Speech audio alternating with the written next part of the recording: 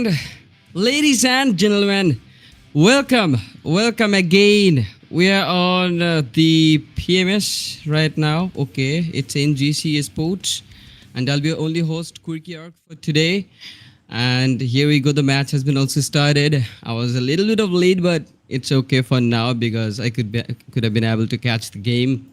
And right now I see lots of teams waiting for us to actually get some action games for now. As the first game starts from the Erangel map, where we see the flight path starts from the west-south corner and straight going for the north mid. But looks like the flight path is completely supporting the western northern corner, where the zone can be onto military base. This can be a little tricky, but I think the teams won't hold for long because they're just literally looking so prepared before they start the match. So I guess they'd go for the early battles as long as they have the weapon combinations right now. Yes, there are lots of teams here. I see Team AGA Esports, Team TJB Esports, Team 300 ARAGVELI. I might make some mistakes while pronouncing the names, but this is the first time I'm meeting some of the new teams, right? So that can be some problem. But let's talk about the next teams: the Nepali Soldiers, XENOCIDE Esports, Games United Force, EEU, and then Orst Generation. Oh wow! And then the next team would be the Soul Reapers, Legend Esports, 17-15 team. Okay, ASTERIA, I know them. Neon Rising, RSxSYNE, PUBG GORGIA, Troopers, ASTERIA, xTRF, GOTTxENDGEGNER, okay, Gunda Esports, oh wow, TJB Esports, and the finishers. But at first, the droppers battle is happening into the 7A location, where I see Team China is facing some kind of problems while actually trying to rescue the player, but they cannot get the opportunity for now. At this has been a good conversion, and they have the close proximity weapon meta where just skied, charged the DBS and makes a knock and finished it instantly. But that was on air, so it was so quick in the making. But for now, it's Team 300 ARAGVELI, which would go for it solo, and Reaper gets the revenge, and that's in 1v2 in an instant, man. That is so quick.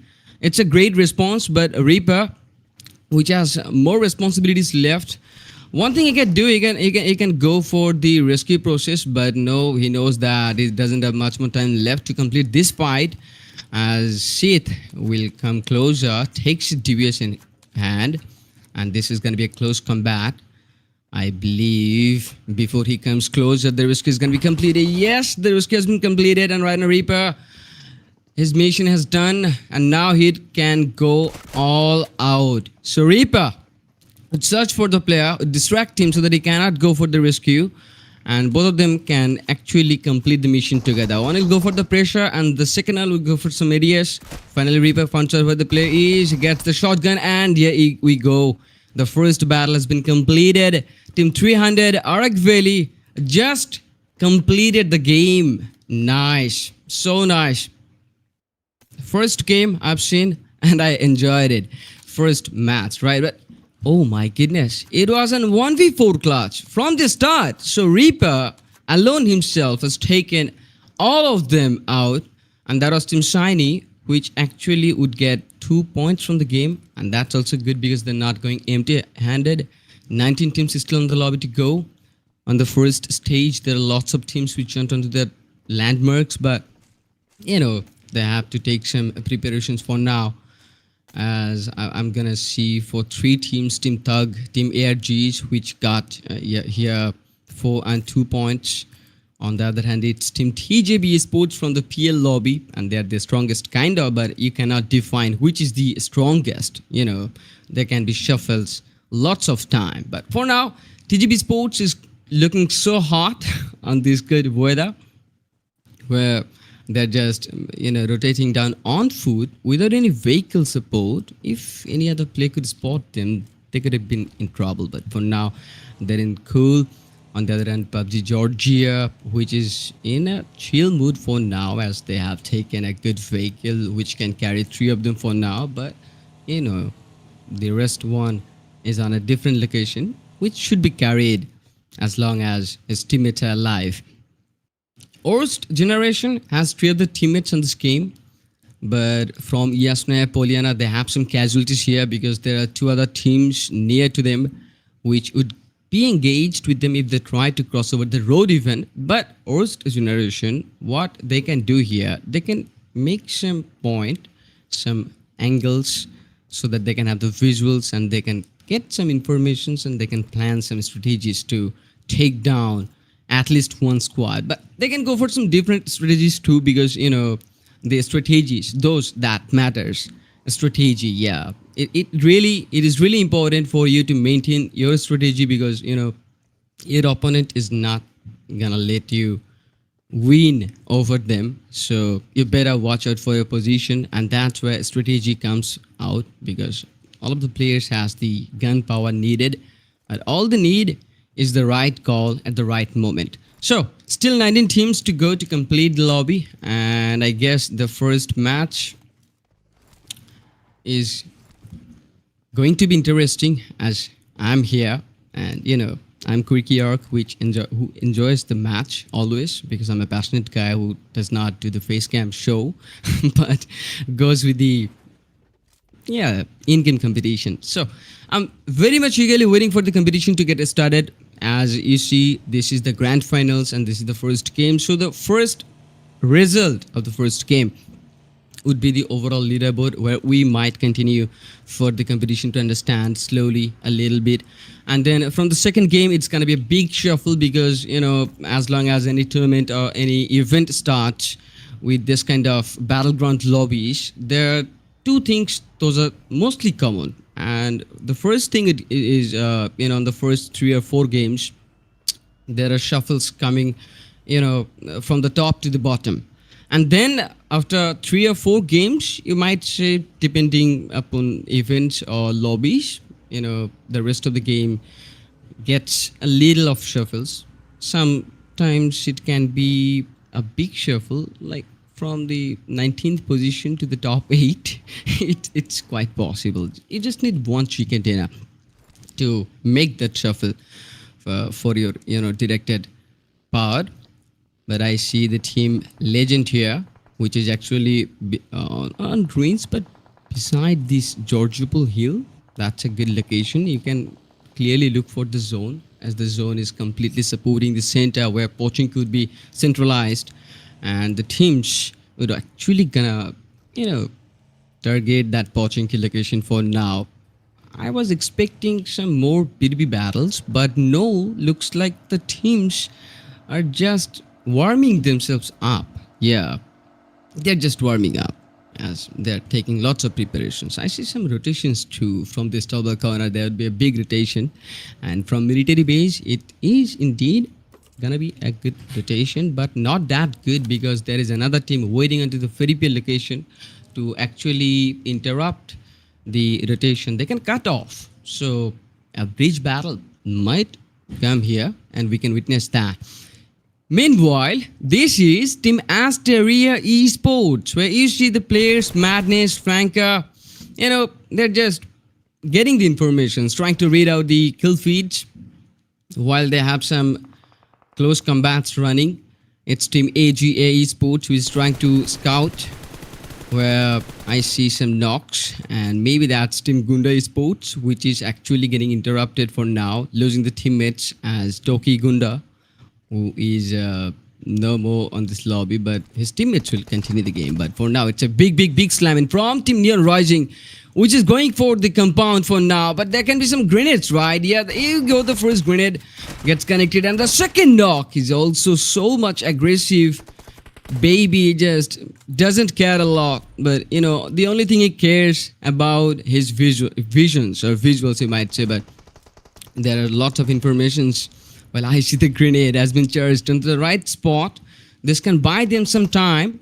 Meanwhile, Team Neon Rising has to do something, because they got stuck here. Now they cannot go for the rescue. If they tries to get in, then the rooftop might be a good angle for them to think about. On the other hand, it was not successful, but still the rescue mission can go on if you drop some smokes here. While Team AG Esports is trying to scout for the western mid because they do know there are big splits here. But I guess AGA Esports is actually out of members. Yeah, they have only 50% firepower left according to the 4 members. It's the 100, but per member gets 25. So AGA Esports has just 50, and with that 50%, they're just nailing it out. The revenge is done. First kill comes here. That's the first point. You know what I was talking about? I was talking about the competition, that the first match would decide the competition, and the second would come up with a big shuffle, also the third, also the fourth, but not the fifth.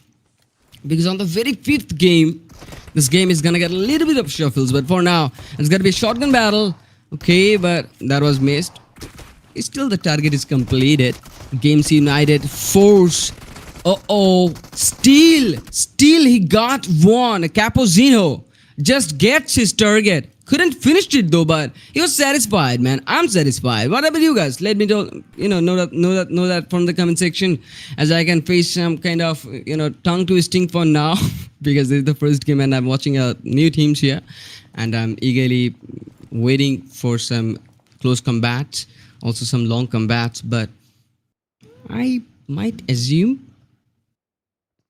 or pretend as an old guy, but here I'm a new one, so pardon some kind of mistakes. But let's focus on the match where AGA Esports actually not falling back but fighting back. Yeah, and they do know that the team they were engaged with the game also did not go anywhere, but sticking together on the same compound they have witnessed previously.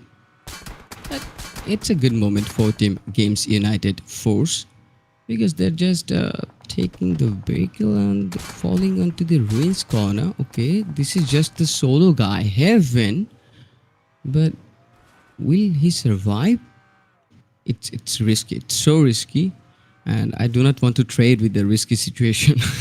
But yeah, the time has come for the new zone to get a new shift, and the zone would go for ruins.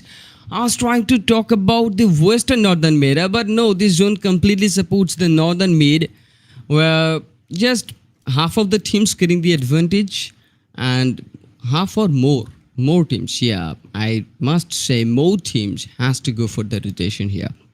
So for your rotation, you got the northern end, western northern end, and actually the corners of western south and southern east, this kind of corners, because you cannot go for the straight south. There's the Pochinki, there's the hill. You'd be obviously get caught there because that's a really open space. So if you try to sneak in, obviously you can get some headshots there, and they're so professional, so they knows where to see and how to engage, right? So let's talk about Ragnar here, which actually faces some problem with the utilities that has been charged throughout this compound, but actually he needs to plan something, and right now what he plans to dodge the grenades at first, dodge the bullets second, and then actually defend the ground floor. Right now Akrib, which is trying to guard the ground but cannot get any visuals, right? But he can be backstabbed. As you see, Akrib boy has just completed the first knock. Now he tries to go for the second. Those were so close. It was 99% on the go. And right now Ragnar has the information, goes for the pre-fire. There we go with the Uzi. AGA Esports defended this time successfully because of the third party, obviously, by Team XENOCIDE Esports. That was happening, right? But Team XENOCIDE Esports knows the information, and right now there is no time to waste to go for the slam in, as this is the first game and they need to settle for the overall leaderboard. So yeah, XENOCIDE Esports is actually charging the leaders at first. That's the best option you can get here. The third stage, and still I see the game is hyping me up. Oh wow, this is so entertaining. I see lots of battles starting slowly, but Ragnar, while he faces some grenades and molotovs, actually he gets the opportunity to hit to the healing process, and now still there are 4 more first aid kits left. Now Akrib boy gets caught, and Ragnar also would be decimated by Mikey, or Mickey you might say, but Yeah, that was good. That was a good trace. AGA Esports, they're no more. They just finished the first game on the top 18 spot, where still 70 teams arrives or left. And right now, it's got to be the next team which is actually in danger because they're so out and open in this environment. They needed some cover. For the making to the cover, they used some smokes, and now they have some blockage on the western corner. And I guess this would be possible for them to actually, leave that zone, but they cannot for now, as there can be some other teams, right? 17 teams on this third stage. It's not that small, right? It's a big number. Now the next zone, and the zone supports the south. We have seen the third shift, and the third shift was supporting the north corner, and now the next shift comes from the south corner, which is actually a quirky meta. And a quirky comes in lots of variants, right? And this is a new variant, kind of. The zone is just it just shuffles one to another position. For the southern teams, it's so beneficial that they can enter in the atmosphere as soon as they want, but for the northern teams it might be a problem. Previously, whenever the zone was supporting the north, the teams might have thinking like, hey man, we have got the support, now what do we do? But the next zone actually gets the situation shuffled in a knot. Like, the southern teams are telling to the northern teams like, hey man, where did you go right now? But for now, it's Team Legend Esports, which is trying to spectate from the ruins compound, where the team TJB is also getting engaged. And I see just three teams, Neon, Shiny and AGA. Yeah, these three teams are just taking no part, not taking any battles for now. But before even they get eliminated, they have made it possible to take some of the points, and it's so good to see for any team to end a game empty-handed. That's it. Thug Life Sport is trying to scout, while I see Team Thug Life Esports is trying to stick together, while they have some good visuals, and Thug Life Esports encountered it perfectly from the rooftop to the ground floor. This was perfect, just perfect. That player is satisfied, but for ASTERIA Sports, they're not satisfied for now, as they have the edge, and the next zone is just 50 meters away. And if they try to reveal themselves or even try to continue the rotation, they can be spotted, right? That's the problem.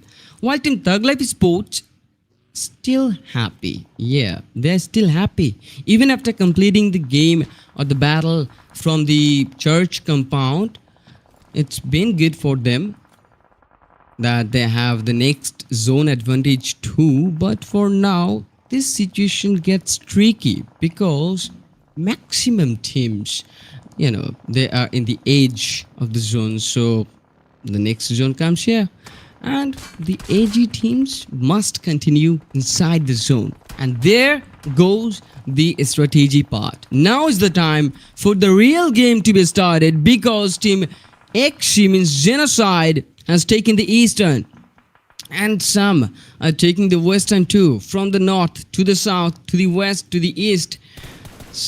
4 teams can actually gate, but not only 4, the numbers can be increased. Still there are 14 teams, so if we count 4 teams guarding the edge, then there would be 10 more teams trying to break that guard down for the entry to the zone. Now it's time for Team TF to be eliminated, and they're gone. Lots of teams have been eliminated. The finishers, I pronounced the tag TF, and little by little, I'm trying to match up with the teams. They're in much more speed with battles, and I see, they're hungry for the kills. Looks like they're hungry for the rescue process too, but no, you cannot hide here. You just can buy some time, but you cannot hide. The teams can find your location, right? The final Molotov or grenade that was a grenade that decided Orst Generation would survive or not, and now Team Orst Generation and no more. So we're down to top 11 teams, right? So from the third stage to the fifth, there have been 8 eliminations of the teams. So now it's 11 teams deciding that which would get the chicken dinner, and for that they need to be careful. Now, if it's time for Team Genocide Esports, then you might say that Team Genocide is in a good position because they doesn't have that close combat situation for now, so they can get some more time to make the preparation. But for Team Troopers, there is no time left as they have been stuck on this compound squad house, and now they need to leave that compound so that they can continue with the blue zone. But actually, this fifth zone is killing them. So here is action, which is trying to heal up. For that, he used a bandage, and instantly, when he understood that he got the moment, he just gone inside, and then he tried to do some trick with some pre-fires, but he gets eliminated. 6 teams. Now, teams are getting eliminated simultaneously. Troopers. It was time for Team Troopers, which got eliminated earlier, but the 6 teams. I might say the team Thug has the higher chance to take the chicken dinner. Also the 17-15, which can take this chicken, but for now 17-15 is in trouble. They are facing the casualties. There have been lots of grenades on their side, and some have been dodged too, but 17-15 needs to make a decision. On the other hand, Team Thug, okay, it's so cool to see because Team Thug is perfectly matching the synergy with the zone. Now gatekeeping it would be the final touch, but for Team 17-15, it's the final moment because they have lost 3 of the players, and right now the last player awaits for a final grenade, but that grenade can touch him anytime. Here we go, 1 grenade, and he got touched by some of the damages. But for now, Team Genocide Esports has to take the responsibility to hold the others, and it is successful. Genocide Esports now going for the attempt to make the chicken dinner. The job is done. So yep, it's the 3 teams. Just a moment ago we seen 6 teams, but it's 3 teams for now. So you already know the lobby, right? It's so hard, super hard. The teams loves to get engaged in battles as early as possible, as early as they see their opponents. Now Team Thug Life Esports still been able to hold on the 7th stage with a full roster, without losing a single one, with lots of elimination points, and they're just expecting for the chicken dinner, but for now they need to make it for the best position possible. But this is the side of Pochinki where the uphill and the downhill decides the place. For now, the NGC Esports is running out. Okay, with the first game, I guess the first game is gonna get ended within some seconds. Now for Team Genocide Esports, it's gonna be the final chance. They're taking the chance. But that was a mistake to get closer to Team Thug Sports. But Team Thug still looking so ready. It's just a 2v2 situation. We get both the screens. Now Thug needs to make one. There we go, the last knock. And now it's gotta be the final 1v1, and then the chicken dinner that goes for Team Thug Life Sport. Chicken dinner for the first game for Team Thug Life Esports. Wow, total eliminations, look at that, 20 freaking eliminations. Means on the first game they're taking 30 points away with the dealing of damage 3101, and that means they are on the top right now after the first game, and they are setting the competition for the other teams at first. There'll be lots of shuffles, but the remember or the recalling moment, that would be for Team Thug Life Esports for the first game. Congratulations for Team Thug Life for actually making it happen. But those fights were too early, man, too early. I literally got engaged with elimination numbers. Those kill feeds were just driving me nuts. But for now, it's the full roster of Team Thug Life Sports with Joy Boy and Thug Inca, Thug 8, Thug 9, 08 and 09. Those should be pronounced too. And look at their contribution to the squad. 09 has contributed 1300 damages with 6 eliminations, whereby dealing 700 damages. It was good for Inca, which actually also made the contribution of 6 eliminations, and then Joy Boy, which dealt slight lower damage, 517, but still, made it possible for the 6 eliminations. But there was a, kill strike, right? Yeah. One of the kill was stolen by Joy Boy. I found it out, but Thug08, which actually gets saddened for now because 525 with 2 eliminations, not bad, huh? Not bad. Obviously, you made the contribution, right? But for the first game, the MVP would be Thug09, which dealt with highest number of damage possible in the first game, and that's 1323 with 6 eliminations with 5 assists total, and then 5 knockouts to their war.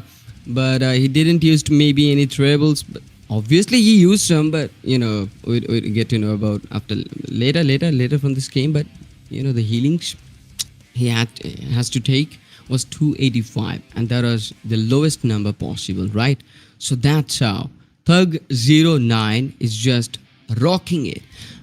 You can understand the game, how much hard the game is, the lobby is, by watching the match summary where you can look out for the eliminations. If it's more than 70 eliminations, then you can understand the lobby was hard. But it's 76, right? So it was harder.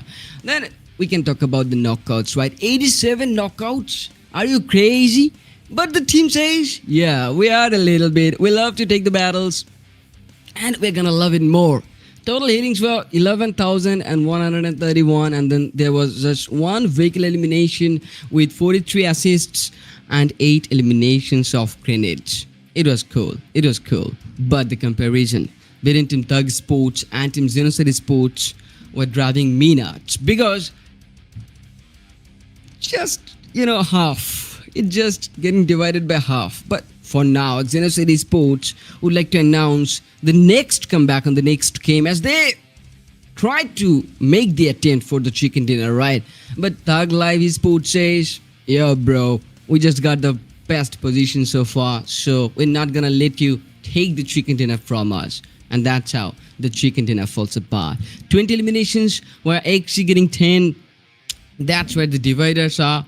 And the damages were more good. But for Team XENOCIDE Esports, the damages were more good, right? 2,000 damages or plus. It's actually amazing. But for Thug Life, it was decent, right? 20 eliminations for 3,000 damages. Nice. You should have been more careful on this lobby, because, the teams, the players, they're just as ready as they enter inside the game. Now, the top players from the first game you can find. It's Greeper, it's Inca, Joy Boy, and B74, alongside with Thug09, where Reaper or Greeper, I guess that's Reaper, which gets 7 eliminations. That's the highest on this game, but it still couldn't be able to take the individual title because of the damages he dealt. 600 damages. On the other end, you can talk about Inca, Joy Boy, and B74, which dealt the decent number of damages alongside with the eliminations. That was awesome, right? NGC Esports brings you this grand finale. And this is the first day, the first match starts with Quick York on the custard desk, and in Thug Life Esports getting the chicken dinner and securing 30 points in total, where XENOCIDE Esports would be on second with 16 points, 10 from the kills and 6 from the placements. Then the Soul Reapers come out with 14 points, and then TJB Esports would also get the 9 number of points. You just need more than 10 points from a single game or per game to actually make it possible for the championship title, but TJB, they're looking out forward for the plan. 300 ARAGVELI, which took 7 points. PUBG GORGIA, which took 7. Gunda Esports took 5. 17-15 teams took 4. AG Esports took 3. ASTERIA got 2. Orst Generation, Neon Rising, RSxSYNE, RSxSYNE, and Troopers, all of them got 2 points from the game. GOTTxENDGEGNER. I should go for school to learn some pronunciations, more pronunciations, man. Yeah, and that's true. The NEPALI soldiers got 1 point, the finishers got 1 point, but Games United Force, EEU, Legend Sport, and ASTERIA xTRF, which would go for the second games, for the rest of the games to make some points, right? Make some noise for the teams those you love the most, and make some comments for them too, so that they should know that you're supporting them, right? But let's look out for the schedule. Yeah, this is so important for us to know that how many matches are there and on which maps the matches are gonna be. There would be 2 Sanok maps on the 3rd and on the 5th, and 1 Miramar, 1 more Erangel. In total, there are 2 Erangels, 2 Sanoks, and 1 Miramar. So nice. This is so interesting because Miramar is a long time, right? Is a matter of a long time. So yeah, now I'm back on the custard desk, and I'd like to take a little bit of break and then come back with the second one. Make sure to stay tuned, right?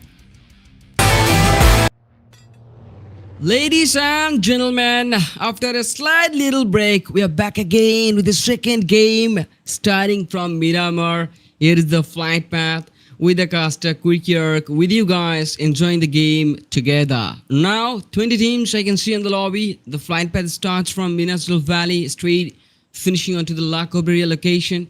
This is kind of the best flight path you can expect on a Miramar game, or the flight path could start from the Puerto Paraíso and onto the La Cobreria or even Ruins. That could have been best, but some of the teams could not go for the drop territory locations because that would divide the map from Crystal Valley to the Chumacera. So it's not that bad, right? Yeah, according to the flight path, the teams can go for their direct locations easily. Some of them may glide more, but for the location Simpala, Puerto Paraíso, you have to glide or take some alternate options, like to take some vehicles and then continue to your landmark and onto El Azahar, truck stop, Sierra Bronca, Campo Militar. This could be tough. But to go onto Ruins or Trailer Park, that might be easy, but still I doubt that Ruins would not be that easy to glide so far. But for now, the teams are trying to get set. I see Valadilmar has been equipped in 1 team, Pertona has been equipped in 1, and that's Team XENOCIDE Esports, which took part on the end game of the first game, where they were the contenders to take the chicken dinner, right? So they could have been able to take the chicken, but Team Thug Life Esports, which took that, obviously made an announcement that they're looking forward for more. But I see the southern of Los Angeles City. There is another team which took the part near the river, would go for the early preparations at first with the best weapon combinations that you'd love to take. And then we can talk about the Los Angeles City, the biggest city on the Miramar game. Yes, that has been equipped with 3 teams, and one of them is the winner of the first game, first Erangel, which took the 30 points, which is the overall leader on the leaderboard, right? Yes, which is the leader on the leaderboard for now to the first game. So having 30 points is not going to be enough for them to be on top. They need to make more. For now, I see Team Troopers, Team Orst Generation, where Team WGs loses 1.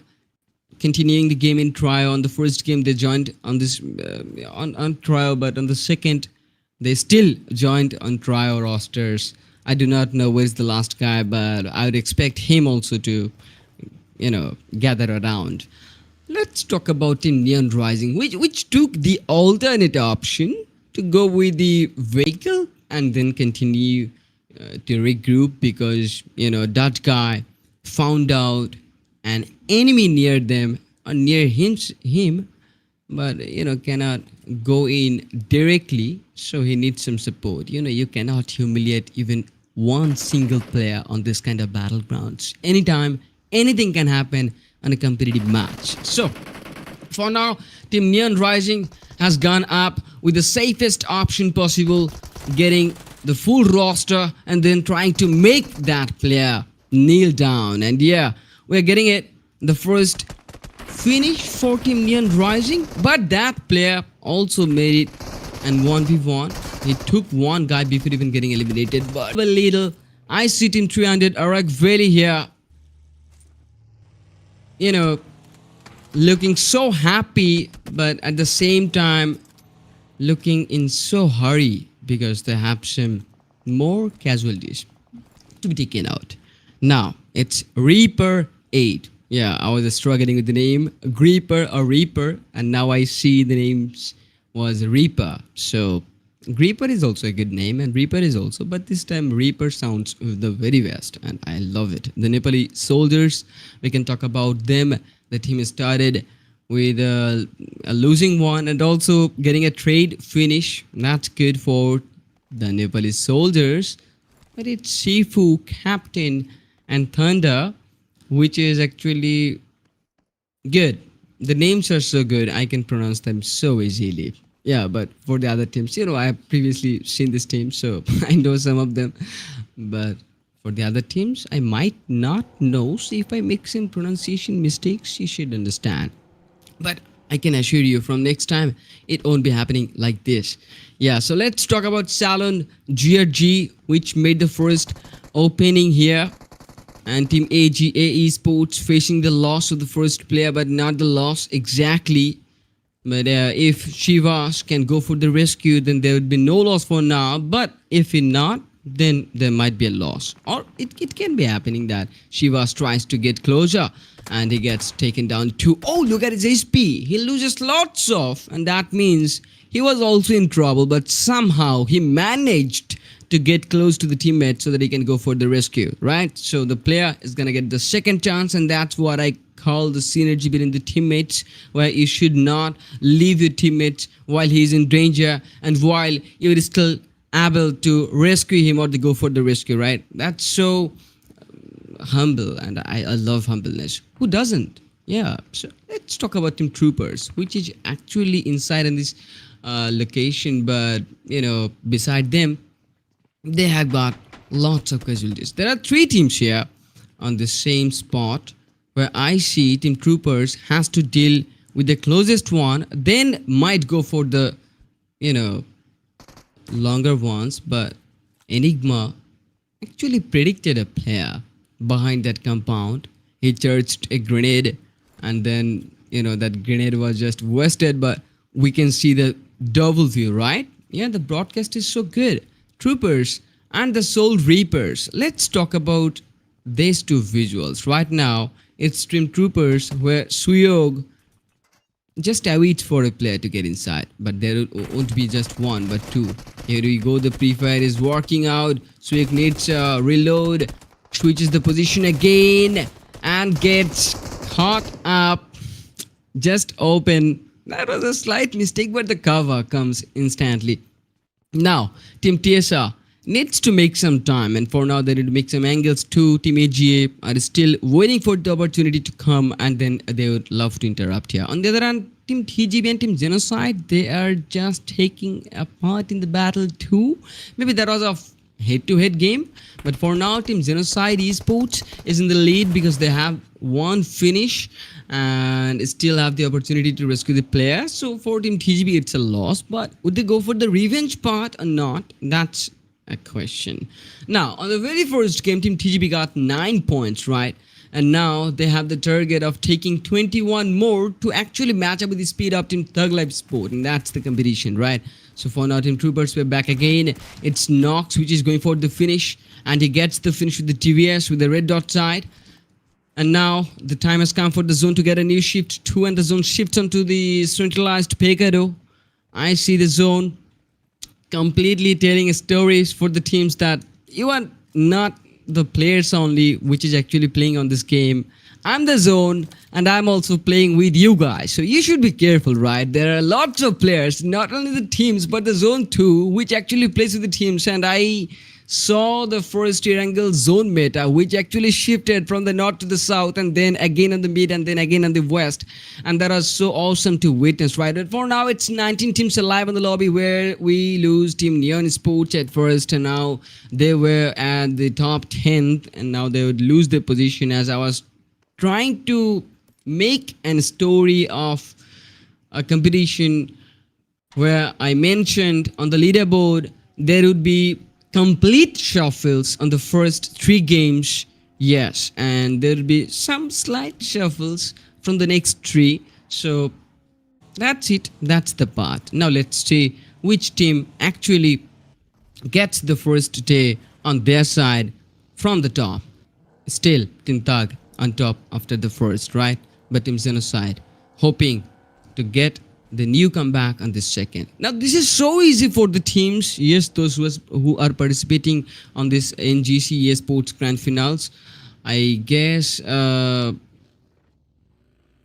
12, that can be the competition. Actually, I'm trying to count the per game counting ratio or per game target ratio. Yes, for the teams, the target per game should be 12, the maximum, but we should see first, right, before we judge. So let's see. For the time, it's Team Troopers which actually got engaged, but they doesn't have any other players close to them. So from the long end, it is also beneficial to continue the rest of the match, but on this kind of lobbies you cannot hope for the solo survival process, because there are lots of hungry players, and they're so hungry to make some noise, right, to make some kills, to eat some, and that's it. The finishers is also hoping for the meal to process, and the meal can be Team TSR, which is inside the compound. As long as they're inside, they're safe, but if they tries to get out, they can be in trouble. For now, it's the table toppers, Thug Life Esports, which actually lost the MVP 09, which was in the first game earlier with maximum eliminations or 6 eliminations with 1300 damages, right? So the player is a big loss, big loss. So Enka and Furia, these two would be left. Now Furia, or you can say Furia, I would like to go for Furia, or Furia could be better, but if you're a cat lover, you can go for that. Now we can talk about Thug Life Esports, right? Yes, even after losing to the players, they're not weak, but they're so ready for more. And here we go, Enka charged another one but couldn't get any, but Furia got one, and that's from the angle, right? Yes, he was on a different angle. And now, by grabbing the attention, Enka is trying to make the team slight busy upon him. Meanwhile, Furia gets the new angle and, defeats all of the opposites. And now it's time for Furia to get a new knock. He gets it. That's the plan. And there goes the execution. A perfect execution, you should say. So Furia, who is actually looking forward for more, but it would be a problem for them if a new team comes here, but I guess not. So Thug Life still has a lot of time to play with the team. And now we should see the perspective of the next team too. And the team would also be thinking like Thug Life Esports are not gonna let us go. It's Team PUBG Georgia, which lost Sky, but still FlyQ, B74 and RTS29, which is alive. Yep, they are alive, but they cannot leave this compound, as Team Thug Life Esports, by just maintaining the duo roster, made it possible for a powerful team to get hanged with a compound. Now is the new zone shift, and here we go. The zone supports power grid this time in the center, where I see Team ASTERIA taking the center point, Team WGS taking the eastern, where Team Shiny taking the eastern meta too, but just trying to get inside in the atmosphere. I think they should not. No. I should not get any compliments this time, because just third stage and still 19 teams, right? There are lots of teams which loses their teammates, but not lots of teams which actually got eliminated completely. So you can only face some player losses, but you cannot bear the full team loss, where Udi gets the first one, now goes in the safer, and then would go for the second one too. But before he even charge the grenade, he should understand that there are the opponents which would charge the same grenade for him, and Udi understood at the right time, so it was possible for him to fall back, right? But for Team Gunda Esports, yes, they're named as Gunda Esports, so they would go with lots of guts, I assume, with an aim, right? It's Team 17-15 teams, which is actually also waiting for the third party to come up, but this is not a third party, but an head-to-head game wherein both of the teams. On the other hand, Team Legend starts the game, where TF Tom or Team Finishers Tom would be eliminated. On the other hand, Team Asteria XTRF tries to sneak in, where Games United Force EEU goes for some interruptions from the longer end, longer corner. ASTERIA xTRF gets the vehicles, but here is the interruption. They were prepared, and Jove East, who actually finished the final one. Now we are losing 3 teams: AGA, TR, and Neon. Okay, it's Neon rising, but they'd rise. Time has come for Team 17-15 to face that chaos, and the chaos is here. 17-15 teams needs to be ready for now, as Shofik seems to be so ready with the Scarlet in hand, waiting for Gunda Esports to come out. And that's Monks in front of him. That's Future. He gets Future. There we go. The perfect crosshair uses. And now Shofik gets the slight peek. Now he'd go for the second one too. He's lost in HP. He got taken down by Monks that was so quick to make the support in an instant. Now the Soul Reapers, by name, they can, rip down your soul. But by love, actually, yeah. You can fall in love with the Soul Reapers by their performances, but that's how they call themselves, the Soul Reaper, because if you watch them, you'd obviously be in love with them. That was the version of the meta, but for now it's gonna be the time for the new zone to be a new shift.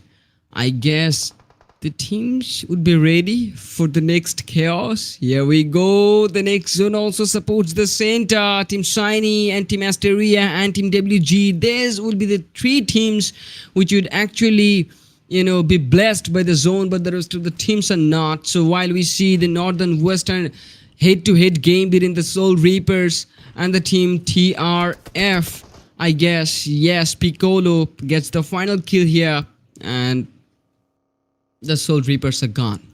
We lost 4 teams. Now it's the time for the next 16 teams to complete the game.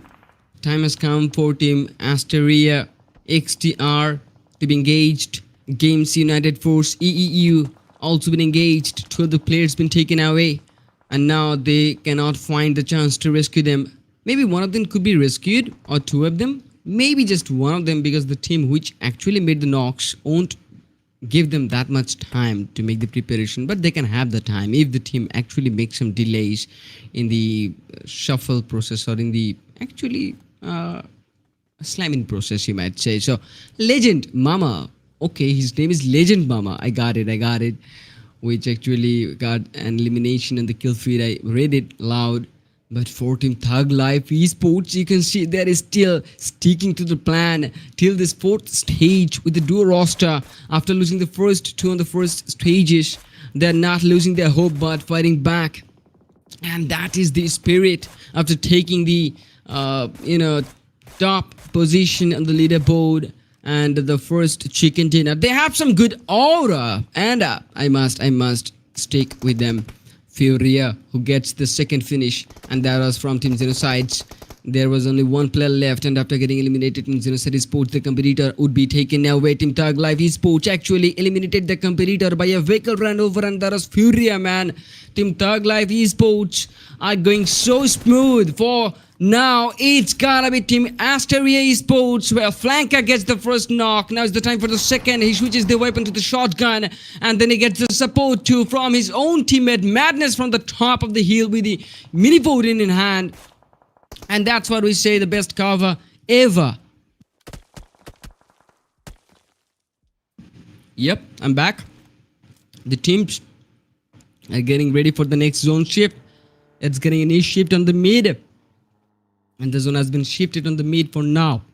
Team Asteria is so blessed with the Team WGs, because these 2 teams are getting the zone back to back for now. Team Shiny, which is actually on the northern corner, holds for some time because there are no team outside. So Legend interrupts with Team Thug. Thug left alone.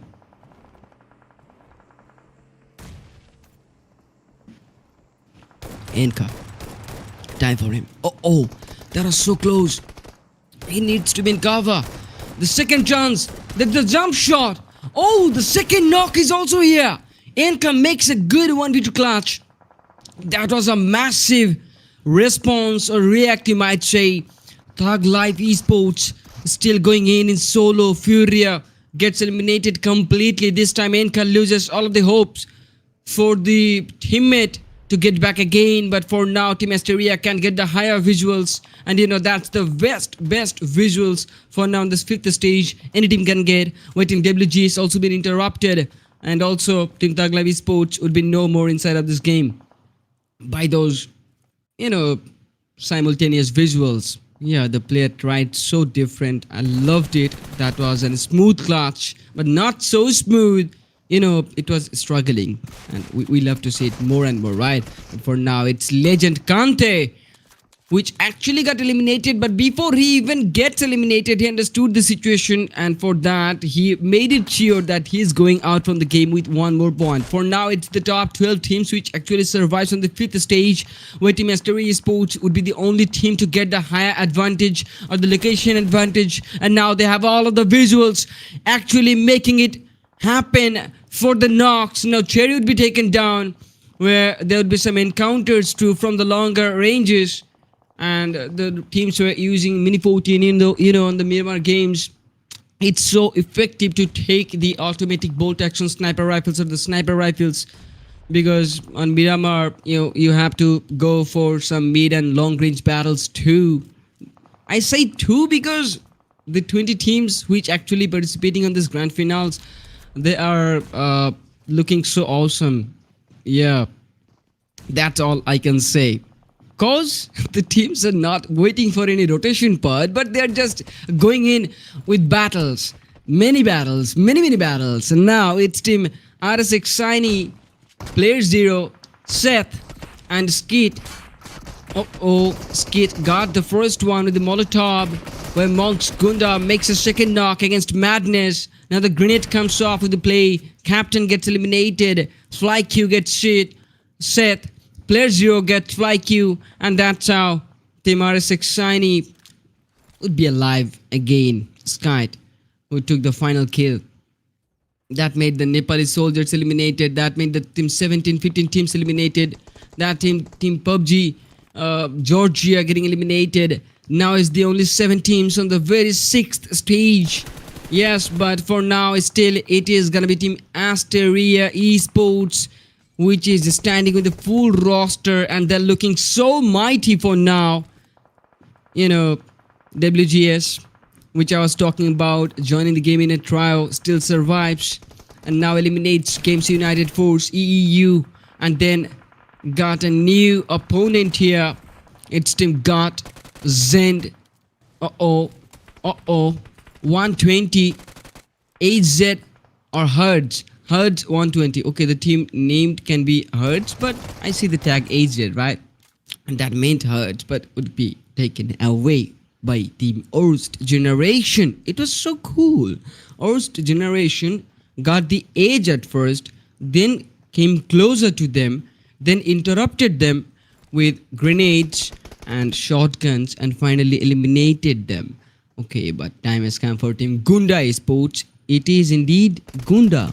Now Monks Gunda, who actually tried to make some Gundagiri, but got eliminated because of the visuals Team Asteria were getting. So it's obviously going to be a new shuffle by Team Asteria, which is actually going for the chicken dinner with the roster. It's going to be 2v1v4. So Asteria Magnets gets a second knock. Anonymous getting eliminated by a grenade. Obviously would not be that easy. Skite would be eliminated. Now Asteria Esports is looking for the final player, and Madness got it.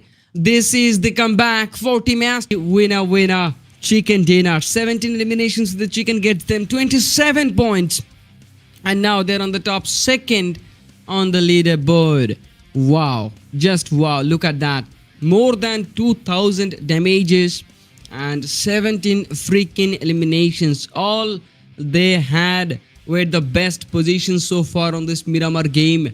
That higher spot, the top of the hill, top of the mountain were so beneficial for them that they got every intel so far, that they actually executed their strategy so perfectly and so perfectly and so on. I loved it. I loved it. The team which gets the position advantage, which executes their rotations and splits perfectly, always gets the winning moment. I've seen that, but sometimes it gets different. As I've said before, anytime anything can happen on a competitive match, right? But it's the team stats where you'd be watching the players of Team ASTERIA Esports, where I see Beth is there, Madness, Flanka, and Miles. So, for Miles, it was 3 eliminations, Flanka, it was 4, but Madness, it was literally the madness because 700 damages, it's a tie with the 7 eliminations.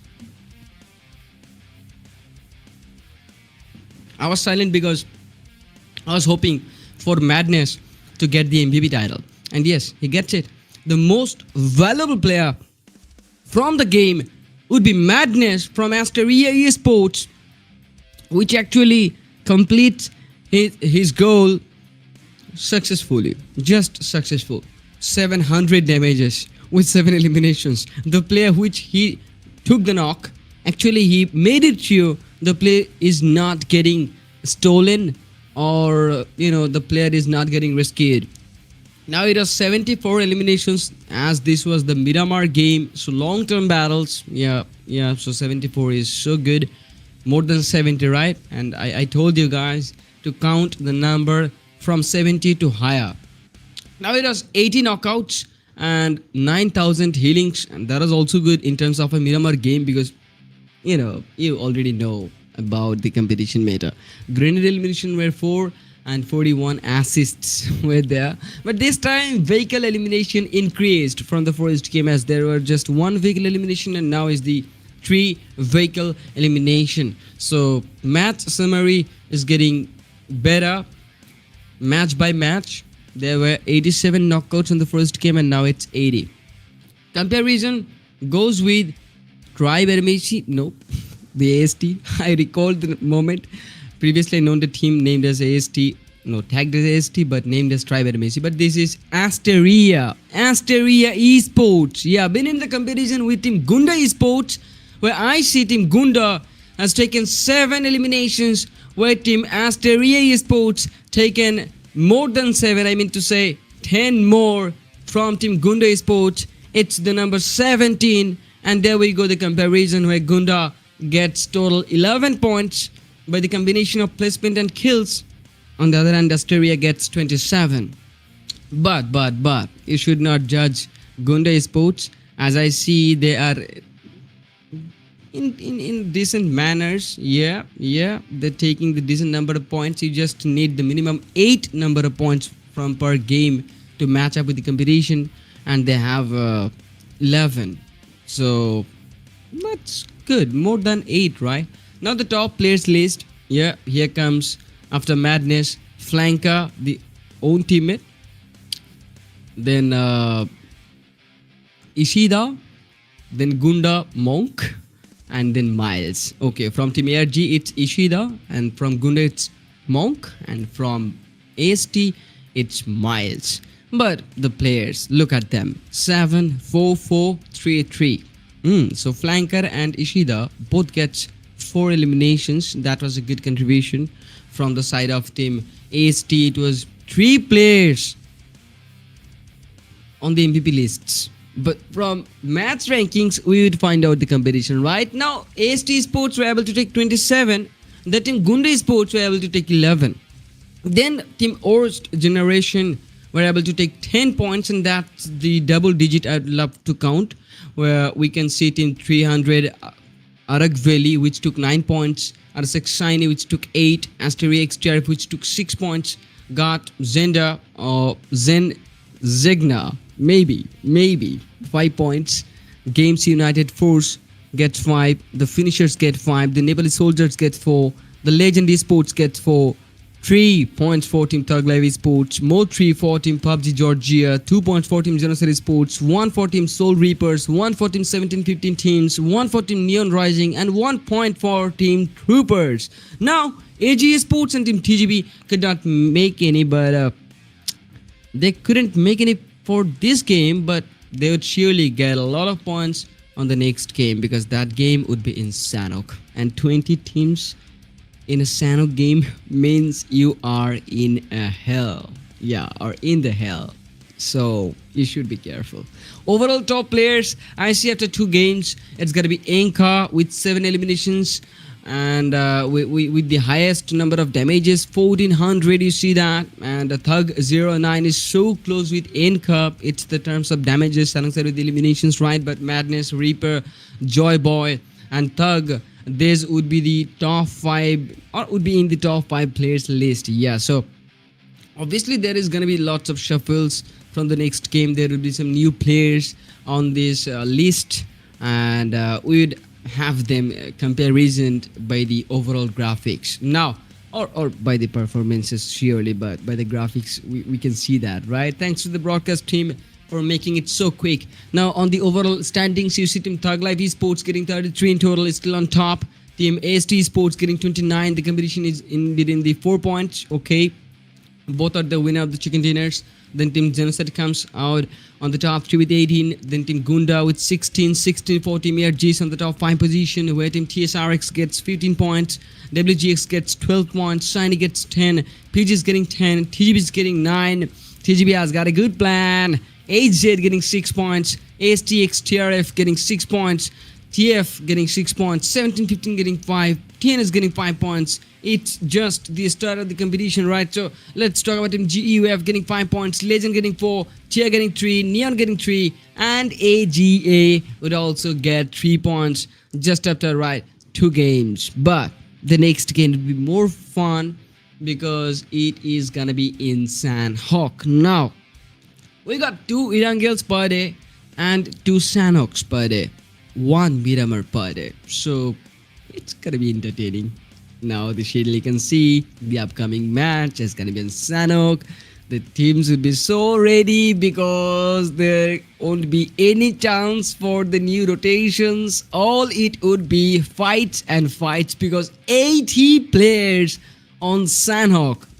Now some of them can face some problem on the end zones because there will be lots of renders or glitches maybe, but for iOS devices, yeah, I should say they're not facing those renders anymore. For now, I'm back again in the caster desk. Quickie arc for you, for your only single host. Now is the time for me to take a little bit of break and then come back again. Till then, stay tuned with us. Gentlemen, we are back again on the competition. I'll be your host Quickie Arc for the day, and now it's time for all of us to witness the 3rd game on Sanhok, right? Yes. Now, the flight path starts from the south corner, but no, it's not the south, it's descent. Actually, what I was talking about, the flight path on a Sanhok map is not valid because Sanhok is the little or the smallest map in terms of the competition on PUBG Mobile, where the flight path actually doesn't matter. All that matters is the zone. Now the flight path started from the northern corner, ended onto the south, where it is completely supporting the western meta, but the zone can be on western, also can be on eastern too. The zone can be anywhere, but the battle should be on the limited locations, where I see Cow location has been marked with lots of casualties, where bootcamp could be one, but bootcamp is not marked as a chaotic location for now, where cave or quarry can be marked, but surely Tatmok or Cow location could be in problem. For now, Team Thug Life Esports starting the game with losing 1 player, and that's Furia. Then Enka 08 and Thug 09 is left, and now Thug is in the baddest position possible. Orst generation is making their position worst for now. Now Orst generation Anonymous tries to play hide and seek. Oh, there is Inca, which would get the second knock too. It was a mistake for Team WGS or Generation to actually make themselves out of cover. So Juice God, which is still available, the last guy from Team WGX or Generation, should not go outside, should wait for his teammates to get inside in the compound so that he can go for the rescue process, but looks like Team Thug is not willing to let them do that. So for now, Juice God, who can rescue the player, so he thinks, why not? So now is the time for them to rescue the player. But you know, remember the moment when I was trying to talk about Team Thug Live Esports? Yeah, I was talking about like they're in a bad position, but no, look at them. They're as aggressive from the bad position, and that's it. 0-9 makes another finish, and he's so aggressive. Dead man, right? Or Generation tries to sneak in and make some pre-fires, but also gets a lot of damage. Yes, and that makes them frightening Team Thug Live Esports for now. Team Thug Live is literally an aggressive one, I should say. From the first game till now on the third, there is still maintaining the top position on the overall leaderboard, but there is the shuffle coming, as this is the Sanok game, and Sanok always comes up with a big shuffle for the leaderboard, and that's where the bottom teams comes up.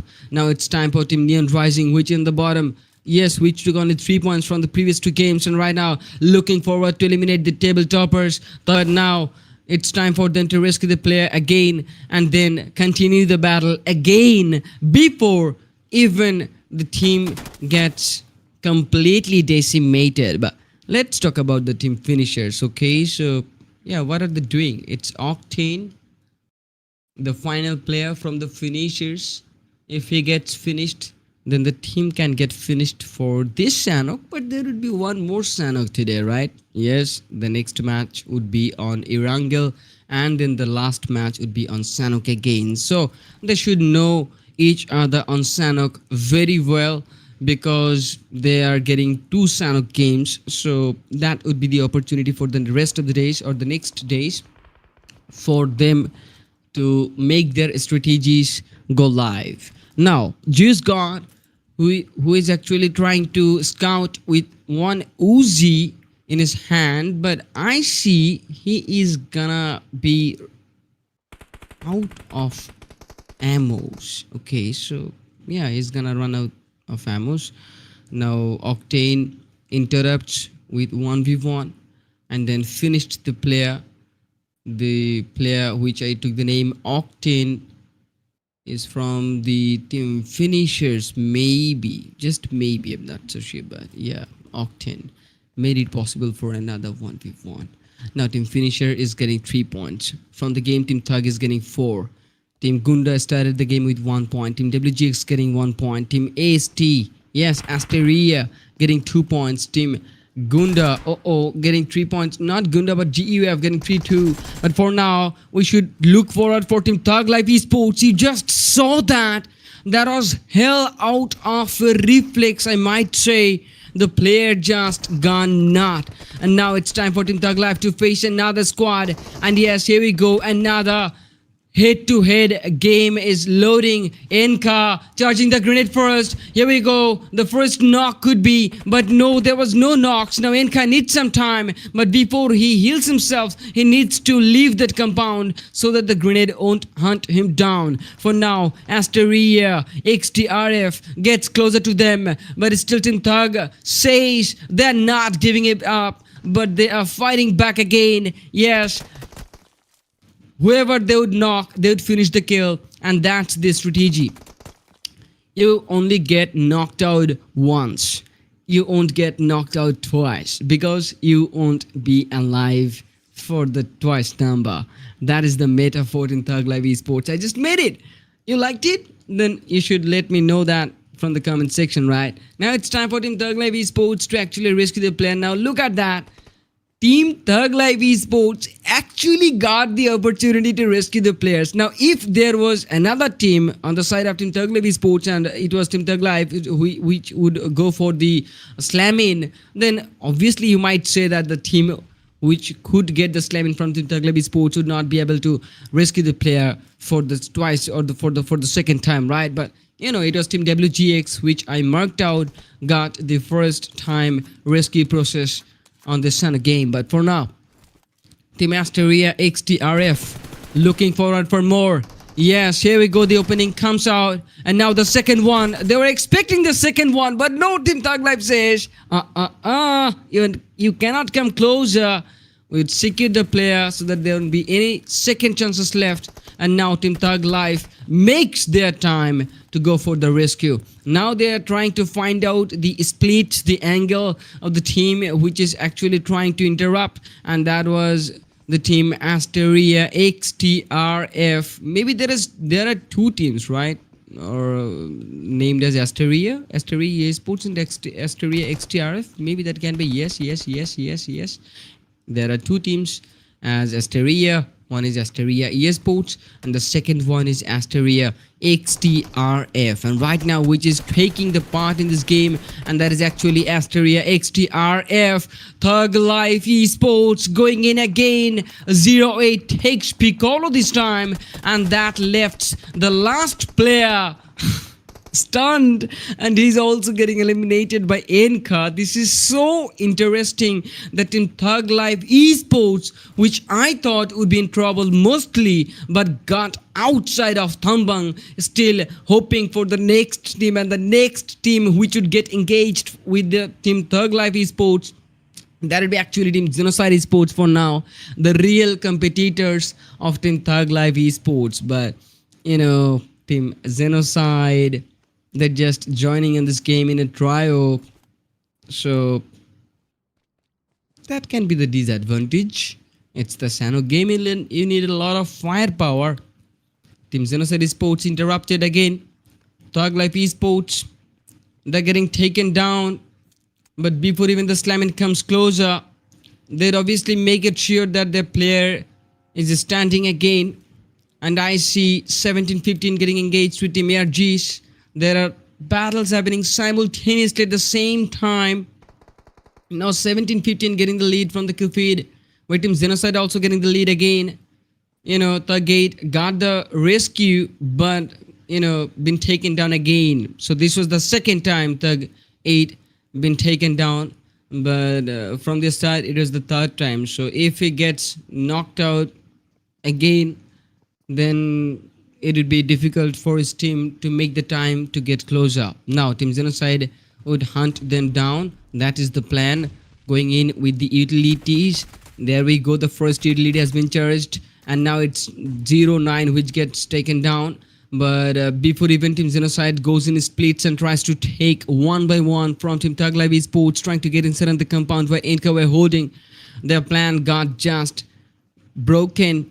And Team XENOCIDE Esports are now thinking actually how to get rid of Team Thug Life Esports for now. How can we fall back? We cannot fall back for now. Even if we try to fall back, Team Thug Life Esports would get us. But on the second screen, you can see Team 17-15 Esports, right? Yes, that's the team named as Team 17-15 Teams, who is actually doing so good.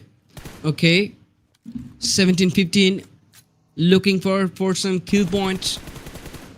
They need lots of kill points. They're not actually trusting for the placement, but yeah, they're in the trust for the kills. Now it's the top 16 teams holding in the lobby, the third stage, with 1 minute more time left to get a new shift, while I see Team 300 ARAGVELI tries to sneak in.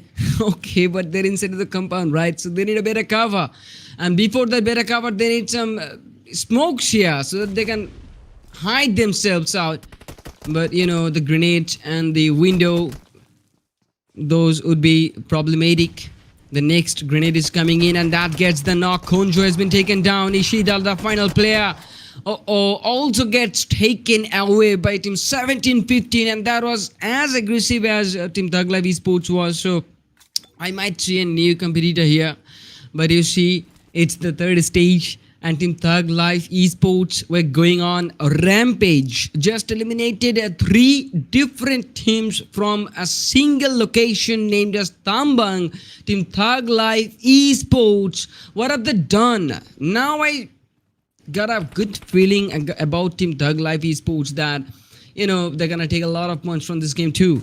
So by that they're making a good consistency per game so that they can be on top per game and no other team could be able to cross over them.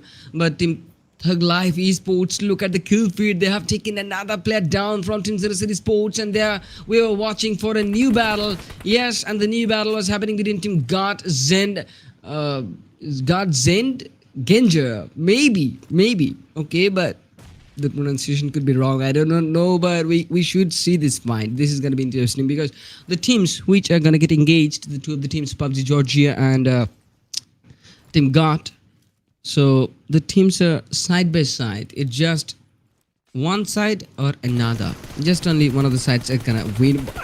But that trace, those trace knocks were insane. Skyd, which actually made the knock on air. That was impressive. I got impressed. But for Team Thug Life Esports is super impressive. It's more impressive. You see the interruption from TSA Elysian, which gets the encounter, gets the knock. But you see the hide and seek play by Team Thug 09. That was also smooth, right? But 09 actually takes the attention from the Soul Reapers tagged as TSRs. But TSRs is still focusing for the players, charging two different grenades back to back, which actually dealt with the players of Team Thug Life Esports. And now Team TSR looking for the second grenade to be charged at the same spot again, but for the dodging process to the grenades, Thug Life Esports making it possible for the use of the vehicle. But still, if they get eliminated here, there would be no loss for Team Thug Life Esports because they have taken 13 freaking defeats, so they do not need any more placement points for now. But if they can get any, that would be so much beneficial for them to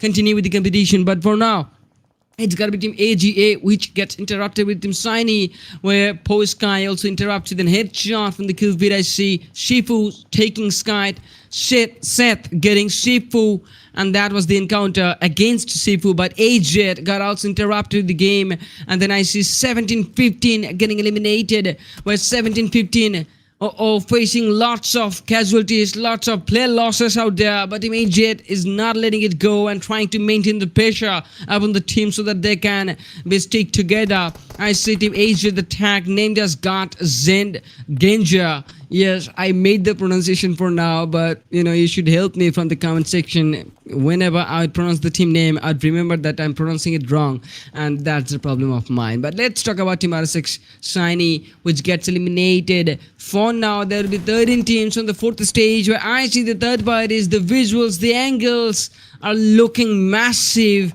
Any team is just, every team, they're on their own, but they're not safe, right? Yes, it's Sanok, the smallest map on this PUBG mobile competitive scenario.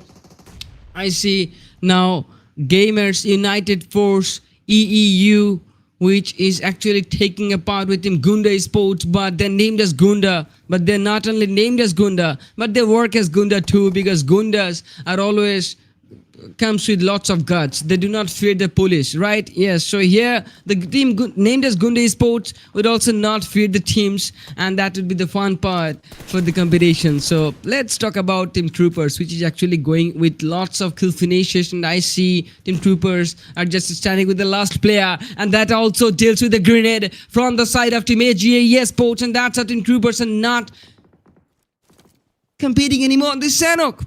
That's it. GOTTxENDGEGNER. Oh no, my goodness. Team AZ, that's the best option, right? Yeah, so Team AZ is on the edge, and the new zone comes here for the play. The zone supports on the northwest, and that's how some of the teams getting the higher advantages possible.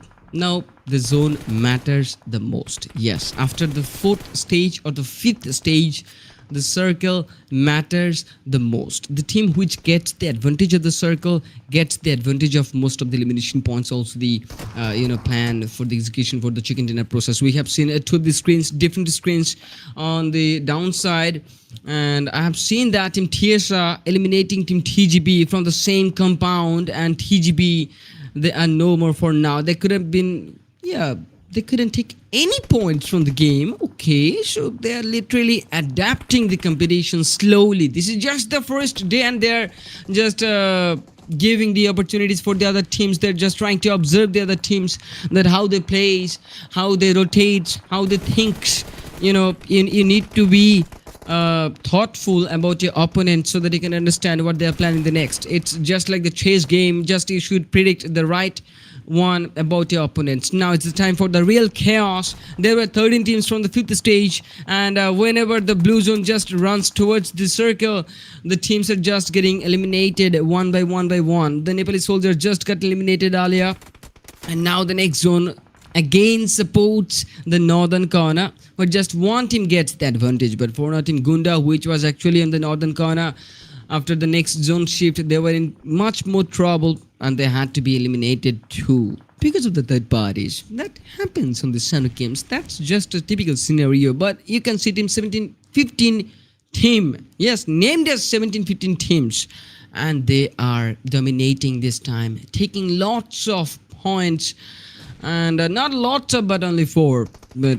which team took lots of points? I see Team TJB Esports only. Yeah, the highest number of eliminations from the single Sanok game was 13 from Team TJB Esports, and they didn't take 5th stage. They just took the 2nd stage for the 13 eliminations, right? And that is so cool to witness. But for now, Team 17-15 made it possible for the Trace knockouts, where Team ASTERIA also interrupted with Team AGA Esports, and 17-15 and Team ASTERIA both interrupted at the same time and then eliminated the Team AGA. For now, it's the top 4 teams facing for the chicken dinner, where Team NGC Esports just got eliminated by 17-15. Now it's the time for Team TSR, the Soul Reapers, the real Soul Reapers, which is actually having 8 eliminations, with 17-15 getting 9, and now Pukish getting eliminated, and that was a real Pookie. But Revenge eliminating that final player. I love the name. Gamers United Force EEU.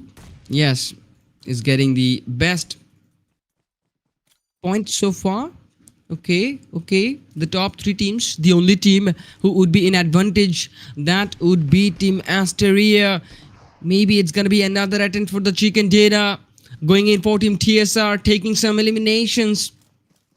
And now Flanker awaits for the player to get close. He should not reveal himself. The footsteps can be tricky, and Flanker is not revealing his footsteps. There we go, some pre-fires, and finally Team ASTERIA gets the knock.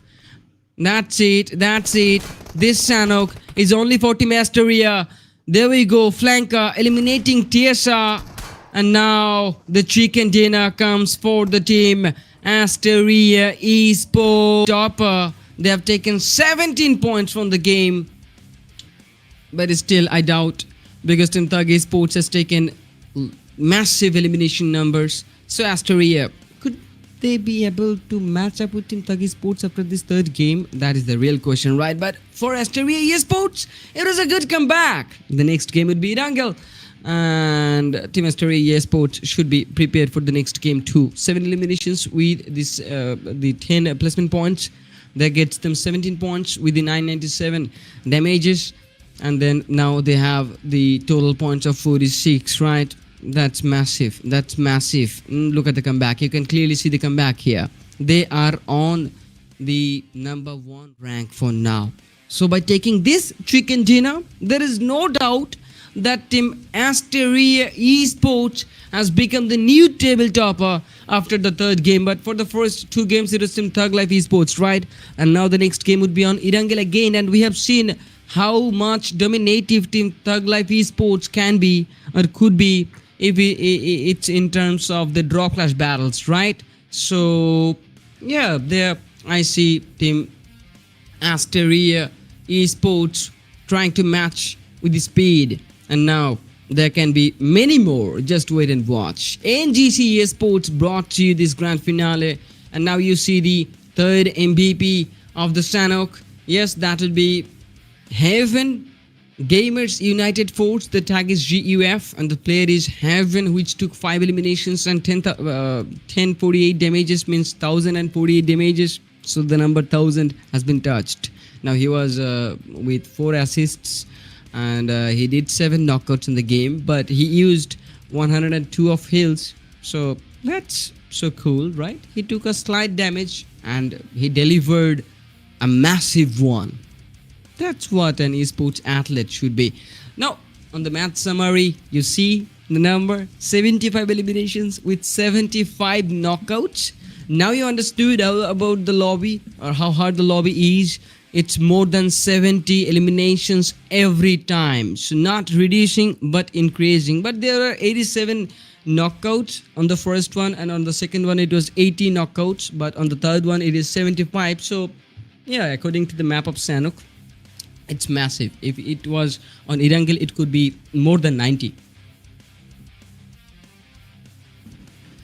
Then there is a 9000 of healings on Sanok. There should be more healings, but the teams or the players are not sticking with the heal battle plan. That meta has gone a long ago. Now you cannot do the heal battle process for that much.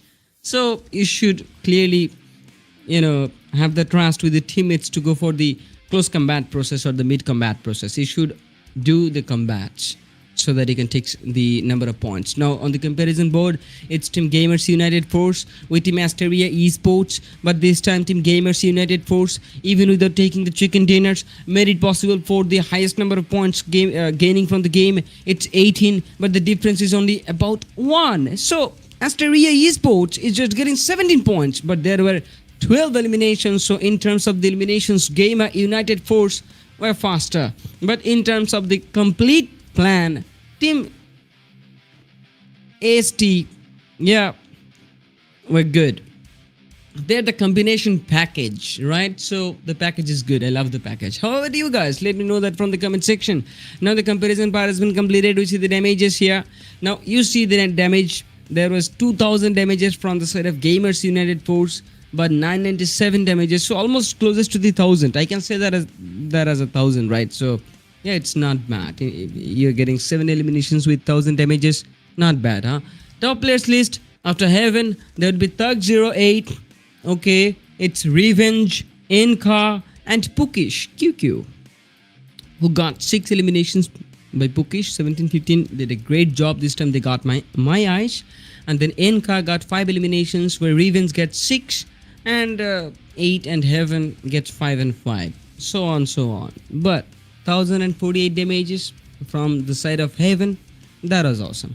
Now, Team GUF getting 18 points and ASTERIA Esports getting 7. We have seen that, right? But the Soul Reapers comes here, takes 13. 17-15 teams takes 13 points. Thug Life Esports taking 13 points, and all of the points are just taking from the eliminations. So Team Thug Life Esports were the only team which took the maximum number of eliminations on the Sanok game. While Team AG Esports getting 6, the Nepali Soldiers getting 5, 4 for XENOCIDE Esports, 3 points for Team GOTTxENDGEGNER, and then 3 points for Gunda Esports 2, 3 points for Team The Finishers, 2 points for RSxSYNE or Sign. Yeah, then 2 points for Team PUBG Georgia, 2 for Team ASTERIA xTRF, 1 for Orst Generation, Legend Esports, and Troopers. And then 300 ARAGVELI, Neon Rising, and TJB Esports could not get any, but they're looking forward for more for the next upcoming games, right? So let's go and let's see what happens next on the competition. I'm looking forward for the top players, a new one on this overall top players list, where Enka is still maintaining the top position with 2200 plus damages, where Thug09 gets closer 1971, then Madness, and then the rest of the teams like sweet. But this competition says it's gonna be tough. AST Esports has 46 points in total with 2 chicken dinners, while Team Thug Life Esports with just 1 chicken dinner got 46 points, as Team AST has more chicken dinners, so they're on the top. But the point is same to same. So Team Thug Esports are so capable to cross over the team. AST should be very, very careful. We got the top 3 teams after 3 games. TSRX gets 28 points, and that's the difference between the table toppers to the teams AST and Team Thugs, and the competitors TSRX and Team GUFs, right? Yes, we look forward for more. Now the 3 games has been completed. 2 of the chicken dinners are going in for Team AST Esports and 1 for Team Thug. And that's how Team ST is making it for the consistency, right? But the next two teams, it's for us. The next match will be on Erangel. That number will be 4th, and then the final will be Sanok for tonight. Now I'm back in Castadisk again. Quirky Orchid, only singles for today. You may like me or not, but let me know that from the comment section. I'll be right back after a little bit of break with the 4th game. Stay tuned. No break? Oh, that has been a good surprise. This time I was talking about a break. But there has been a good surprise because this time there is no break, and that break is not for me. That break is for the teams, for the competition, because you have seen the overall leaderboard, right? 46 and 46 winning Team ST and Team Thug Life Esports. And now the organization thinks, no man, no breaks. We should look forward for the competition. You agree? I say, yes, I do agree. Now, it's the time for the next Erangel, the second Erangel on this first day of the grand finale. The flight path starts from the mid, from the western, and ends on to the Melter Power. But it's in the middle, right? I'm praying the zone should not be onto military base.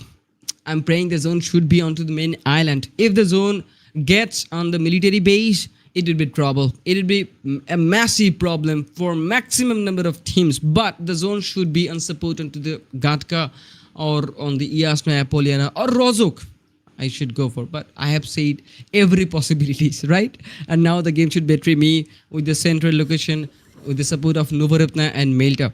But yeah, that will come later. But at first, I would love to talk about the draw clash battles. And the first draw clash battle would be onto Georgiapol, and the second draw clash battle would be onto Ruins, or can be after Ruins, and the third one can be on farm.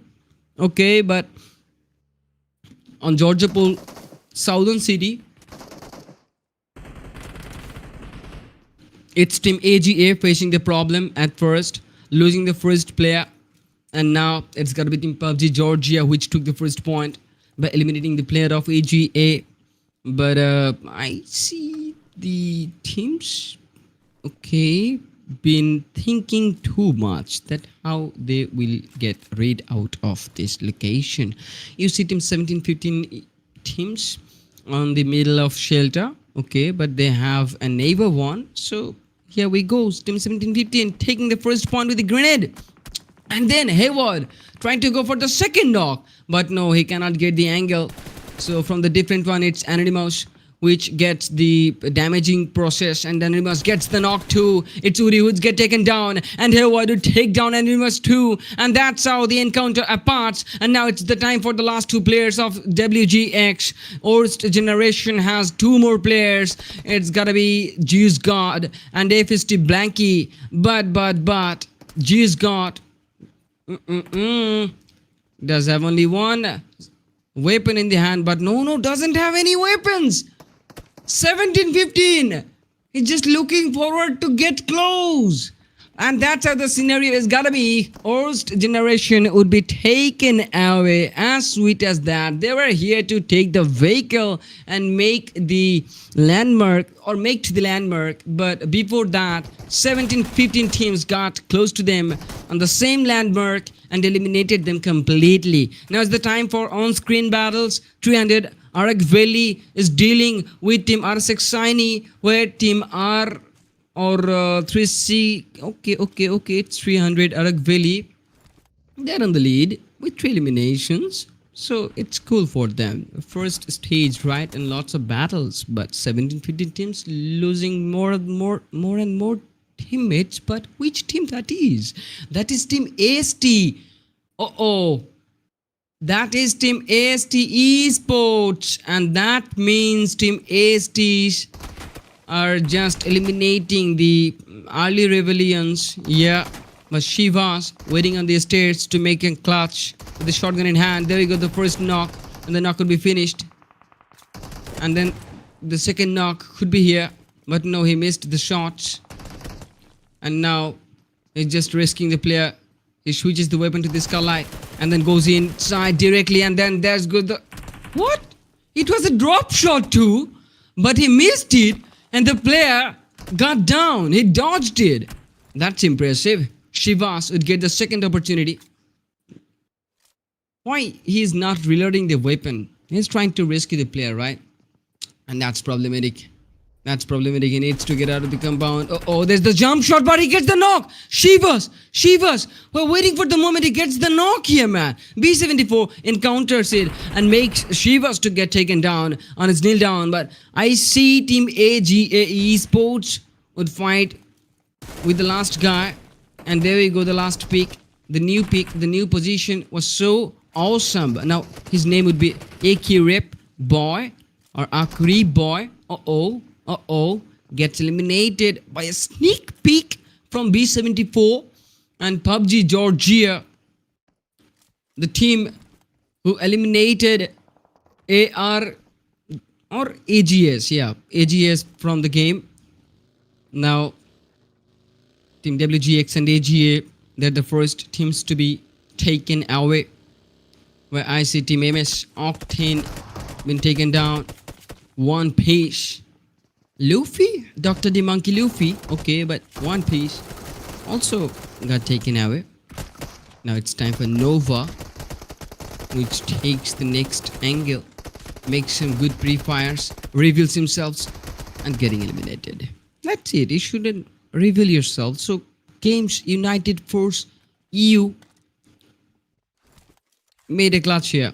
Revenge alone took 3 of the eliminations. That was not a clutch from the whole time, but he alone got the maximum eliminations right there. So it was the 75% of responsibilities for him to complete the first game.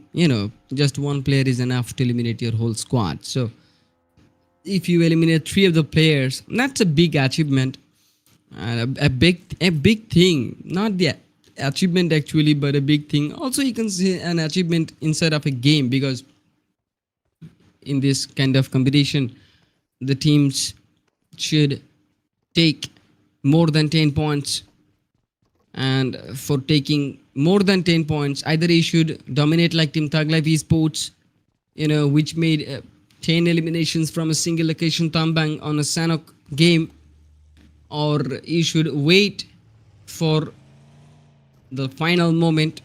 As long as you pass the 5th stage, you'd get the opportunity to make noise on the lobby, right? Because from 5th stages the zone gets smaller and the teams has to be closer, and that's how they get visuals, they confirms, they kills, they steals.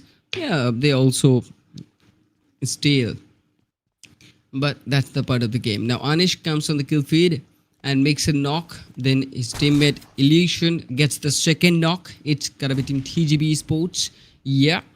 And now Team TJB Golden Boy looking forward for a knock with a shotgun. That's an S1 at 97, but he missed it. Golden Boy is not making it for now, but TJB EXZ 974 rotates with the buggy he had, but that's an F1 vehicle, right?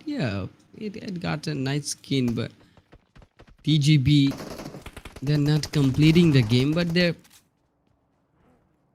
trying to make a new strategy to survive. That's not bad. Now the next battle is happening to Rozok. You can see that from the mini zone, and the full zone is visible from the left side, and you have seen that the zone is supporting clearly Rozok, and now Rozok becomes the center part, where Team XENOCIDE Esports coming again on the kill feed with the battle with Team 300 ARAGVELI, and then Team 300 ARAGVELI loses their player, but Team XENOCIDE makes some point. I see Team Neon Rising making some smokes here that gets them some visual blocks needed. Not bad, but for Team XENOCIDE Esports, it was a good start with 3 eliminations, right?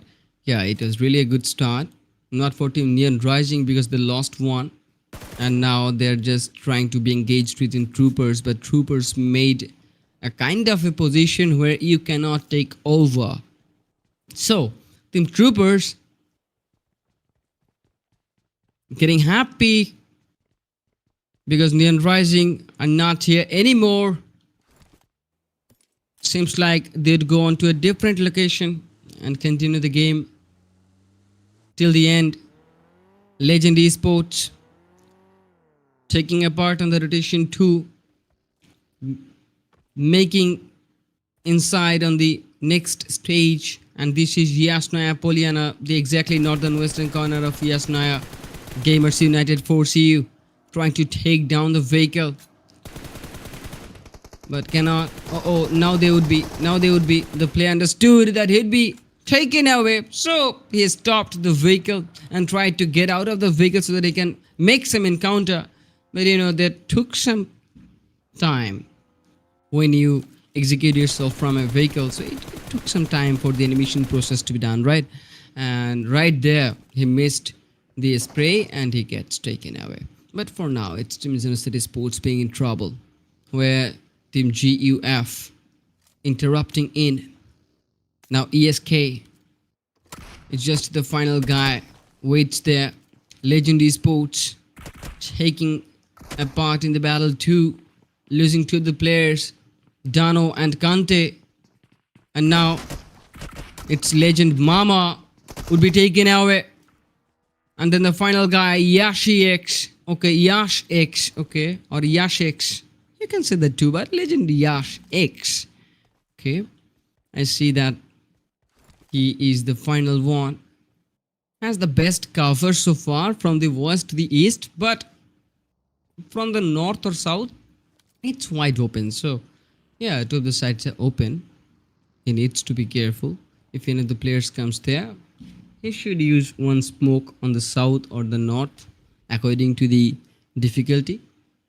Now Thug Life Esports started this Erangel with 0 eliminations till now. Yeah. Now I love it. Now I do love it. Thug Life Esports. Yes. They are with 46 points. Okay, so 46, right? ASTS has taken 3 more. That means they're with 49. So now 3 points of a gap. Thug Life Esports knows it, and they start this Erangel from a safer spot. I see Team Thug Life Esports is just taking a break from the aggression, maybe, but the other teams are taking preparations while the next zone would be in a new shift after just 30 seconds.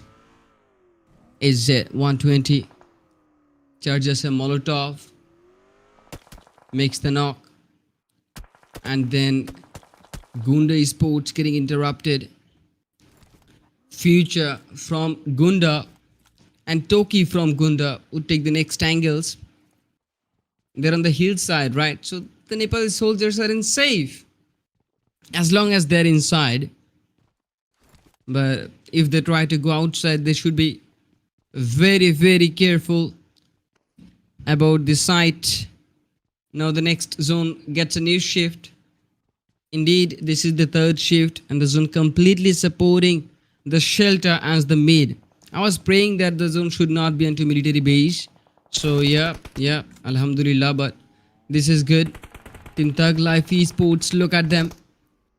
Now they have started the battle. The first grenade goes inside on the shack, and now the grenade hunts down Future, where Teamro, Toki and Monks loses in the moment. Teamro taking down. What? Monks also got taken down. Oh my goodness, it's the last guy, Toki, which tries to get out from this location but also gets eliminated by Team Thug Life Esports. Wow, the aggression tells a lot. First 4 eliminations by Team Thug Life Esports, and that's how they're matching with the speed. ASTs should be reading the kill feed for now. Gunda Esports has been taken away. Now it's time for a new team, and Team Thug Life Esports are as ready to go out. Go all out actually. The first knock has been made, and now the second knock. The first knock is so smooth. Looks like I'm watching an Hollywood chase down movie. Okay, but Inca, it's time for the third one. It's super aggressive. Maybe you'd make the third one, but no. It was so awesome. By the visuals of Team Thug Life Esports, even I was so excited. I'm still super excited for now because I'm looking forward more battles by Team Thug Life Esports. They named as Thug Life Esports, and that means a lot. You know, the highest stages for the memers. Memers, you should gather around for now for Team Thug Life Esports. Yeah, but let's talk about the Nepali. Yeah, they are also available till now, so that means they would come back. This is just the first day, right? So the first day always comes for the observations, and some of the teams who are in the bottom for this day. What? Oh, okay. Yeah, on some other events, it happens like there, gets 3-4 days of the event. There you can find the opportunity for the next day to get back. But this is an one-day grand finale, and that means you have only 5 matches, and that means within those 5 matches you have to become the topper, and that means you have less chances. So if you lose one, that's a real loss. Now we see Team Neon Rising thinking about that, getting inside of the compound. It's the time for the new zone. The zone supports clearly the western side, and the eastern faces the difficulties. The southern also, but there are maximum teams inside of the zone, and now a new situation occurs that they should clear their territories for the next rotation to be happen, actually, because the next zone would obviously go from the edge side, will be smaller more and more, and there, by that you're gonna lose the moment. But this is gonna be an stab. Yes, that's an heart attack. Revenge got attacked by Morek Pikas, but Morek Pikas also would be eliminated by the retaliation fire, and that's how Team GUF entered. But Team Troops, it's Action who interrupted to the Team GUF. Now it's gonna be the dual screen with RSxSYNE and not Shin but Seth and Yashix, but Legend Esport Yashix is going with lots of sprays but getting third partied by a new team, and that is Team 300 ARAGVELI, which knows that there is one player more inside of this watchtower, and now Ishida being taken away, and then Rain getting eliminated. Reaper and Konjo survives with the target eliminated, but there were lots of third parties on the same watchtower. I see Team Thug Life Esports is starting again. The grenade goes right onto Mr. Horus, which would be getting eliminated, and then Suna getting eliminated. Yeah, getting eliminated. I couldn't finish my sentence, but Team Thug Life Esports finished the battle. That's the aura of Team Thug Life Esports. Yes, there we have seen Team ASTERIA XTRF trying to sneak in with Team Thug Life Esports, but getting taken down one by one. And now the final player that would be left here to make the clutch would also be eliminated. There was no chance to make a clutch in front of Team Thug Life Esports, and now Team Thug Life actually deal with 3 different squads and eliminated them all without losing a single teammate, and one of them gets 6 elimination in the solo, and that means this time it's also gonna be having the most valuable player from Team Thug Life Esports. Now it's the time for the next zone to get a new shift, and I hope this zone would be shifted onto the mid. Yeah, but the zone has been shifted into the mid. I was hoping for the zone to be supported from the northern corner, but it's close from the north, right? So Team TSA can come in, Team Genocide can come in.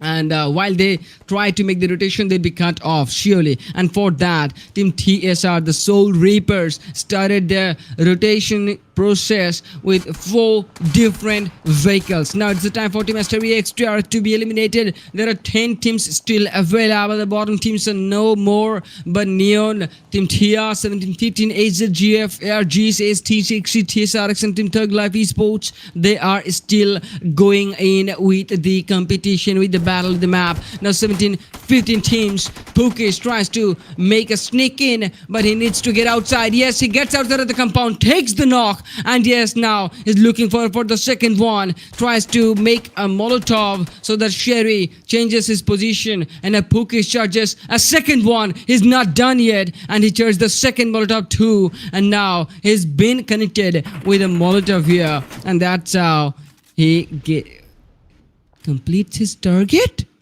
What a surprise. Team 17-15 teams just shocked me down. I see Pukish still being available to play, but there were another elimination. Team Troopers started with Team Thug Life. Team Thug being interrupted, but it was Enka who took the maximum number of eliminations from the Team Thug Life Esports till now in solo. Who would be the number 1 eliminator inside this game, inside these 21 players? Now Thug Life secured 14 eliminations, and now they have a big problem. And the problem is to take over the territory in front of them. Also, the process of taking over the center line, right? But Thug Life has a big task right now. They need to clear out the southern and forest before they even enter on the center. So now Thug Life knows what to do. The zone is here, and no teams are inside the zone. Wait, Team XENOCIDE getting eliminated by the Soul Reapers. Yes, we have seen Team XENOCIDE and the Soul Reapers sticking onto NEPALI until the 5th circle shifts. And then the Soul Reapers took a risk and got out of NEPALI and took the northern western corner and then made the knock. But look at the aura of Team Thug Life Esports, where Furia run over the vehicle towards a player, and now looking for the next player. There was a good shot from the prone perspective of Thug Life Esports, but I see AZ waiting for the final player to be eliminated, and the final player actually makes in 1v1. Team Troops interrupted here. Not that BCG Pro, it was the Team Troops, but BCG Pro also dodges 2 of the grenades from 2 different angles on this location. This is a mighty team, I should say, but the position was not that good for them. But it's really going massive by Team Thug Life Esports, which took 17 eliminations in the play. 17 freaking eliminations in the play. Still standing with the full roster. So yeah, they're expecting the chicken dinner, but the competitors, Team ASTERIA Esports, is still going on super smooth with 7 eliminations, but there are 10 more eliminations by the side of Team Thug Life. And now it's time for Team Troopers to deal with Team Soul Reapers, where Team Soul Reapers faces the problem. Elysian gets taken down, and also Suyok gets eliminated. The whole squad getting taken away, but the final kill goes for Team Thug Life Esports. Yes, still they're taking lots of points, right? But right now we're down to top 4 teams on the final stages. It's the 7th stage with 50 seconds of time. 17-15 teams still available with the solo roster. Team TSR been interrupted with the grenade, and from ST it's Mile who actually charged the grenade in the right direction and gets the knock. And now is the time for Elysian to charge a counter grenade, and he charged it 2 different grenades, but he gets eliminated, taken by the hand of 09 from Team Thug Life Esports. It's gonna be 19 freaking eliminations by the side of Team Thug Life Esports, and we can see the clear differences. There are 2 teams on the top with 46 points at the 3rd game. There are Team STs and Team Thug Life with 46 points, and now on this very 4th running game, Team STs were able to survive with their competitors, Team Thug Life Esports, and now Team Estes had taken the first knock here and eliminated the knock so that Team Thug Life Esports would not be able to risk the player. And now 09 and Furia both waits for the opportunity to come in. Still there in duo, and we cannot predict anything because anytime anything can happen on a community match. And now Furia tries to get a new angle so that he can actually interrupt with the visuals of Team ASTERIA, as they do know that Team ASTERIA would face the problem of the zone. And now is the chance comes. Furia takes the first knock, and now is the second knock by 09 with the mini 14. Now is the final player left, and that is Beth. And yes, they are looking forward for the final player, but the final player is as ready as you can see. Charge the grenade at the right time, and now being taken over by the buggy, and the chicken dinner goes for ASTERIA. Congratulations for Team ASTERIA Esports. The chicken was for them, and they made it to the perfection. Has taken 3 chicken dinners back to back from the second till the fourth, and that's an hat trick. Congratulations for Team ASTERIA Esports for the making to the hat trick on this one-day grand finale by NGC Esports. Congratulations, ASTERIA. Even with taking lots of chicken dinners or 3 chicken dinners, they are on the second spot. So you should understand that in Thug Life Esports, how they are being able to be on top till now. That's a really big question, right? But let's talk about Team ASTs for now. Bet09 and Madness, Flanker and Miles. These 4 players did it perfect, as Beth has taken 8 eliminations in solo, and he contributed his squad 70%, I must say. Yeah, 70%, I should say that. 787 damages with 8 kills. There we go. Madness takes 1 eliminations with 500 damages. Nice. Flanker deals 400 damages, and that means he was so active. And 2 eliminations with that. That's good too. Now Miles has taken some too, but Thug09 with 8 eliminations and 880 damages. He is the real MVP on this game, the most valuable player for this Shirangal map, with 5 assists and 4 knockouts and 606 damages, and that means he got taken down 6 times. Oh my goodness. Is that real? Is that real or not? No, not 6 times, but absolutely he got lots of damages this time, and that was a bad situation, right? But you know, the last moment, I would like to say that if Team Thug Life Esports wouldn't take the buggy to make the runover process, then it could be a good chicken dinner for them. But the trace knock was super smooth by Team AST Esports. I was watching for the crosshair till it ended, and I was about to announce the chicken dinner for Team Thug because I was so sure about the chicken dinner, but it got shuffled instantly, and Team AST has taken the chicken. That was super smooth. I should rewatch it again. But match summary, yeah, it's indeed more than 75 eliminations, not 75, but 70, more than 70 eliminations, right? But 72 knockouts were there. That's good. Yeah, from the start of this one-day grand finale till this 4th game, it was as same as it is. 8,656 total healings and 9 total grenade eliminations with 51 total assets. That's good. And 1 single vehicle elimination. It's so awesome, man. It's so awesome. Now the match summary says that all of the teams, they're just speeding up more and more, right? But the comparison says Team Thug Life Esports is speeding more. They're dealing 2,903 damages, while Team AST is dealing 2,013 damages. I see 50 knocks on the side of Thug and 22 eliminations, where I see 9 knocks on ASTs and 12 eliminations. And there is the difference, man. 10 more eliminations on the side of Team Thug Life Esports, and 6 or 7. Yeah, 6 more knockouts than Team ASTs. Team Thug Life Esports is really biting down that pistol. I see that's a 911 pistol in the logo. I loved it. I really loved it, man. Now the top players list, you see the players. After match 4, this is the top players list. It's not the match list. We have seen Thug09, right? Okay, but let's see. Thug09 has become the MVP for this game with 8 eliminations, and then Beth has taken the second spot with 8-2, but he was slight down with the damages, 787 and 880. Not that much, but still, it matters, right? Inca gets 6 eliminations, Joyba gets 4, 08 gets 4, and that means Team Thug Life Esports has brought their complete roster on this match for top players list. Means every one of them dominated on the full lobby, and that's how the result is here. 28 points, even without taking the chicken dinners. Means heavy. 22 eliminations. Dope. ASTERIA Esports, which actually got 22 points in total. And there goes the advantage by Team Thug, man. They played it. They outplayed it smartly. 17-15 teams getting 10 points. The Soul Reapers getting 9 games. United Force EU getting 7 points. XENOCIDE Esports getting 6. Not that bad, but for Soul Reapers, it is so close to the double-digit number.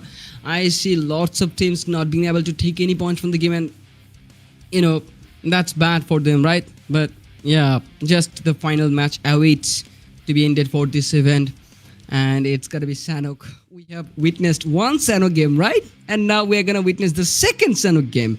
Now, can I get a break? Maybe not. Oh yes, yes. We are getting a break, guys. I'm Quick York. Would come back again after this short little break. Till then, stay tuned. Ladies and gentlemen, welcome back. Welcome back and welcome back again to the caster desk. I'm your host Quick York for the night, and I was waiting for the last game to be started. Here it comes, the last game on the Sanok map. Have you witnessed the previous 4 games? How Team Thug Life Esports and Team AST got caught up with the competition, and now they have only 6 points of a competition. How I understood? Yeah, I understood, because in the previous game, Team Thug Life Esports has taken 6 more points from the Team AST Esports, right? So that's how I understood that AST has got the same point, Thug Life has got the same point, so Thug Life has got 6 more points, and that's the competition. Now we see the flight path starting from the side of Mongnai into Sapmi, where the flight path divides the full map. As on the first Sanok game, I was trying to say that flight path doesn't matter in terms of Sanok map, but actually hear the truth. Yeah, hear it from me. Listen. The truth is, if the flight path starts from any team's home location, the team can get the earlier advantage of getting down on the landmark and taking weapons in hand at first, and the team which gets their weapon at hand at first gets the most advantages, right? Yes, so that's where the flight path matters. As you have seen that from Mongnai the flight path was started, so the Soul Reapers, no, not the TSR, that's the team TRF, yep, which jumped on Mongnai location and has gotten the first weapons. So that was fast, but the drop clash battle is happening on 3 locations: on Camp Bravo, on Bootcamp, and on Cow. And there will be more on Camp Alpha Island, but that will be later. But at first, we'd like to watch out for Camp Bravo and Bootcamp. On Bootcamp, we have seen an AKM headshot with an iron sight, and we didn't see that the kill was got confirmed or not. But right now, I see Team XC means XENOCIDE Esports being in problem. Okay. One of the player has been taken away, and now they need to make a rescue. On the other hand, Team GOTTxENDGEGNER. This was fun. Actually, I love the team. It's the tag of AZ120, and you see the herds tag. Now they're inside of the bootcamp, instead of the main compound, and now they have 2 different teams or one around them. Yes, 2 different teams, and they need to make 1-on-1 head-to-head game. For now, they need to understand where actually the players are. They need to find out the angles, exactly the visuals. It's Team TJB Esports inside their bootcamp. Now the game would be so fun. I'm getting excited. This time TGB should not let it go. Team GUF losing their players to the players getting taken away for now. As Team GUF also encountering with Uzi's. Heaven made that encounter, but Heaven gets taken down again with one piece. And now it's gonna be the last guy from GUF, that is Revenge, which took the previous one, the actually end one. And now Revenge goes in for the outside. One piece charges the grenade, takes the knock, and now Octane gets closer. Both of the players takes the doorstep and charges the shotgun in a spam way, like spams the shotgun, bang, bang, bang, bang, and then gets the final finish, right? That is smooth, but for now, it's the top 18 teams on this final game, and this game would decide who will be the winner or the champions of this one-day grand finale. NGC Esports brings you this event, this one-day 5 games event with massive aggression from lots of teams. And this is kind of the aggressive gameplay. If you love to see aggressive gameplays, you should subscribe right now, just right now, because they're gonna bring you more and more like this. So make sure to support their family and be inside their family, right? Okay, so be in their family. Yeah, so let's be a good family. Now we see Team AGA Esports being in problem, tried to scout for the angles but couldn't find any, and then getting taken down by the opposite angles. That was not good, but it was fun. And now Shivas mates the 1v1 but couldn't get the 1v2, so he gets taken away by Flanker. That was an on-spot support by Flanker, and that was so good. I really appreciate that. But Legend Esports they're still inside of the bootcamp, and now Team Legend Esports is trying to make an opening by not giving an opening. Okay, that's a different thing. Not a different thing, but a typical scenario if you go for the safest option, right? And Legend has got it. Kante has taken the first knock by the headshot with him for 16, and now tries to get closer. There are TGB also waiting at the same location to get a slight advantage, and now it is gonna be the grenade which can took a new player, but they understood that the grenade might come inside, so they switched their position as soon as they got rescued. 17-15 teams getting interrupted. Would have been taken down from the kill feed from KKS Dano, interrupted here, and AJ 120-0-0 getting eliminated, not eliminated but taken away, so that can be a pressure, right? Yeah, a player getting knocked out on a team is just like a pressure, just in a building up process. So here is the pressure for the team, but you know, the team still could not get out of the pressure. They're just waiting for the rescue process. Till then, the rest of the players should guard down the ground floor so that they cannot get in. Oh my goodness. Legend Mama, who gets a knock by the shotgun by jumping down from the compound and then making a new angle and taking the knock. That was smooth, right? Okay. That is so smooth. Now is the next knock from TJB. Golden Boy makes the knock, and Golden Boy also getting taken down by Legend Mama. And then TGB again on the kill feed. Then Legend again on the kill feed. And then finally it's Mr. Horace charging the grenade. So TGB loses the player. HZ and Legend again. TJB Esports. Then no more on this game, but they observed about the lobby, they observed the players. It is so quick.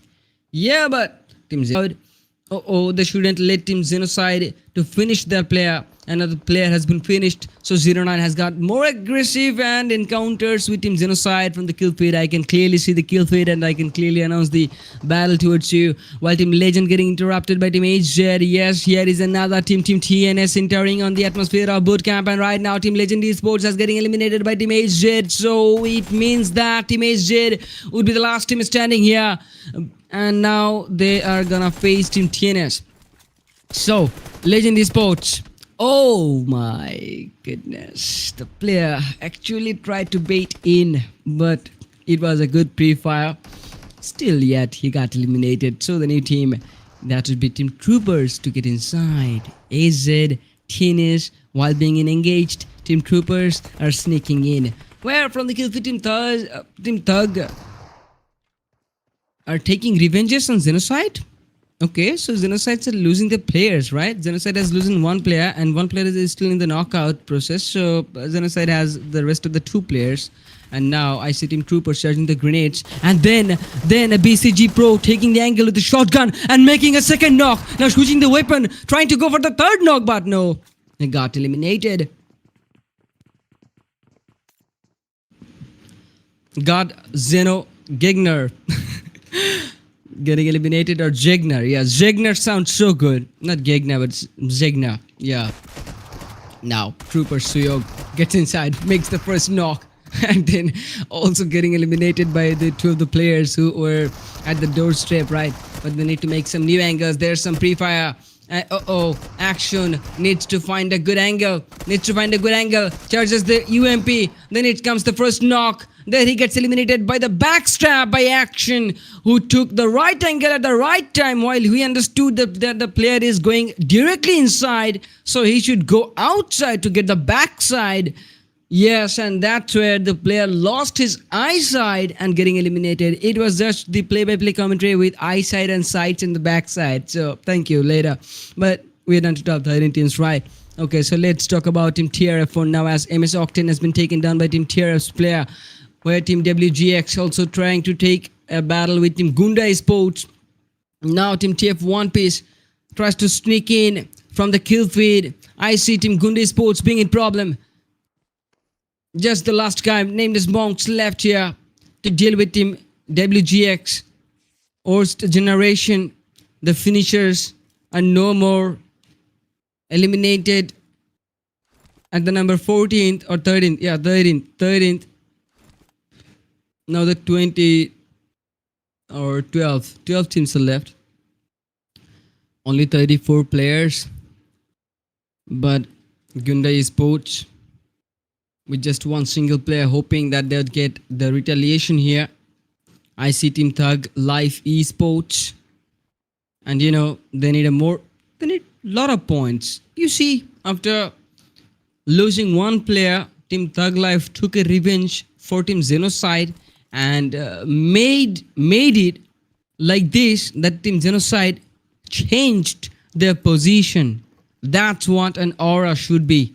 Now Team Thug Life, they are on the Campalp Island, and they need to cross over another bridge where Team 75, Team 17-5 or 17-15 teams can get inside and make the gate for Team Thug Life Esports. But here you see the shotgun meta, the shotgun knock. Now it's the second knock. Oh wow, ASTERIA xTRF getting eliminated just like that by Team 300 ARAGVELI.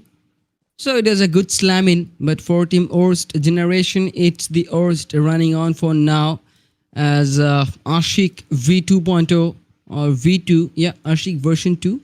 It can be, but from Orst Generation, this is the last player. So what Ashik finds, he found out about a death crate.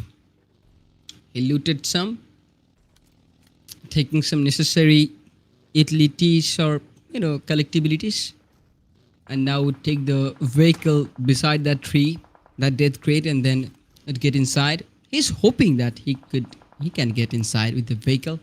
But the teams which are taking a part in this competition are so expert in the making of trace knockouts, or more specifically the vehicle trace knockouts, right? So now it's the Team Nepali soldiers. Now I can see them getting aggressive, but no, they're in problem. To the players been taken away. And now the rest two players are coming in, and Neon should take the angle. Final boss understood. He needs to make some angle here, but he could be taken away too, so he should be careful. He did lots of damages. Now as the support comes here, Thunder makes the support for the team TNS. The name's good, right? The Nepali soldiers. That's the tag. Yeah. I'm still learning. TNS Thunder getting regrouped again from the bootcamp corner, but the zone is not supporting the bootcamp, right? Or supporting the bootcamp. Yes, the zone is supporting the bootcamp still. So on the edge, they can hold down for some moment, at least for this stage. But the competition between Team Thug Life Esports and Team AST, yeah, that is still going on. AST has taken 4 points. Thug Life Esports has taken 2 points. On the other hand, the vehicle explosion made Ashik to be eliminated in solo. Nobody could grab the point, that elimination point, but the zone has got into it. And now we're down to top 19s. Now the next zone comes for the play onto the Tatmok. Paradise Resort has been in a complete good territory for Team TSR, the Soul Reapers. Now their team Sin, Sin or Siny. Yeah, Siny, you can say both. Slam Sin and occupies the territory and then grabs inside and now takes the first point. Okay, for taking this compound, they had to eliminate one single player, which was hiding himself. So, not bad. ASTERIA Esports, meanwhile, hoping for the comeback. Thug Life Esports not getting engaged. I see at the end of this competition, Team Thug Life Esports stopped their strategy so that the opponent could not read it or would not read it. Okay, and then Team Thug Life Esports would execute their final strategy. Yes, that would be the best one. Maybe they're gonna execute the strategy on kind of PMGC lobbies. Maybe. Actually, yes. Sometimes it happens, right? Some of the teams reveals their strategies at some critical points. If you observe it closely, you'd understand. And I see Team TSR, the Soul Reapers, actually observing Team Thug Life Esports for now, that how they would react. But look at this, Team Thug Life Esports understood that there could be a player sneaking in for them for the intels, and they actually delivered a grenade at first so that the player changed his position, and actually it worked. The player changed his position. Look at Konjo here, who actually charged a burst fire toward the window and actually connected to the head one time, and then the grenade goes from Ishida, who tries to make some mid-leading knockouts, but also cannot leave his own compound. Yes, it's Ishida, so I assume the player is in female. Okay, the gender could be female, but that's okay. Pardon me, as I'm talking from the perspective of the spectating slot. So I do love the players because they entertain me more, and yeah, they entertain us a lot, right? So we respect them. Now the edge battle must be completed. Thug Life Esports has got a big responsibility. They should complete the battle. Yet they completed it from the mini screen. TNS, the Nepali soldiers, they're no more. They're eliminated. Now the frontliners, and that is the Soul Reapers. Now Team Thug Life Esports knows that there are Team Soul Reapers are waiting for them to come outside, and there are no more time left. There comes the strategy. Team AST Esports has taken the northern corner where the zone completely supports, and now is the big challenge for Team Thug Life Esports to break down, to actually break down. Oh my goodness. Pukish gets Ishida with a grenade, but Konjo eliminates Pukish, so Ishida can be rescued. And for Konjo, Ishida has got the second chance, right? But for now, Team Genocide Esports, you can talk about them. 17-15 teams has been eliminated. Anish been taken away. Furia eliminated the kill. Thug Life Esports not giving it up, but taking more points. Enigma charged the grenade, connected with Furia. Furia getting taken down. Now Team Thug Life Esports, they are having 2 more players, and now they need to be careful. But no, they are eliminated. And at the same location, Team TSR also interrupted. Now is the time for Team AST. If they gets eliminated, Team Thug Life can be the champion, but Team AST doesn't want that. Now Neon Rising getting eliminated. Xenocide Esports getting eliminated. We're down to top 4 teams here. Team 300 ARAGVELI. Team AST Esports, the competitors of the chicken dinner, of the winner, yes, of the championship. The contenders are still alive. It's gotta be team AST and yes, TSRX, Team Shiny, they're still available, but ASTERIA Esports has been interrupted. There comes the game change. Only 5 eliminations in the top 4 might not save them just for 1 or 2 points. And yes, they need to be eliminated if Team Thug Life Esports wants to win the championship title, but they're just praying here. They can only pray, but they cannot change the situation. That's it. Team ST encounters it. RSxSYNE getting eliminated right now, one by one, and one by one. It's the last 4 teams which would face for the chicken dinner part. But look at Konjo's trace knockouts. Even at the smallest trace was possible by Konjo. I see that 8 eliminations with the last duo survival can obviously make the interruption for Team TSR, and TSR getting decimated by Konjo himself. 10 eliminations with the interruption of Team AST Esports getting eliminated. Now is the time for the last 2 teams. It's Team ARG and Team Shiny. It's a 2v2 situation, but I guess Team RSxSYNE won't let it go, but they are not inside of the zone, so now they need to get inside. From the back end, they have made a skite to the strategical position where player 0 takes the front, where Konjo tries to hide himself and Ishida tries to sneak in with the grenade. Now Ishida is in smoke, so he won't be compromised, but it can be compromised if Team 300 finds a new angle, right?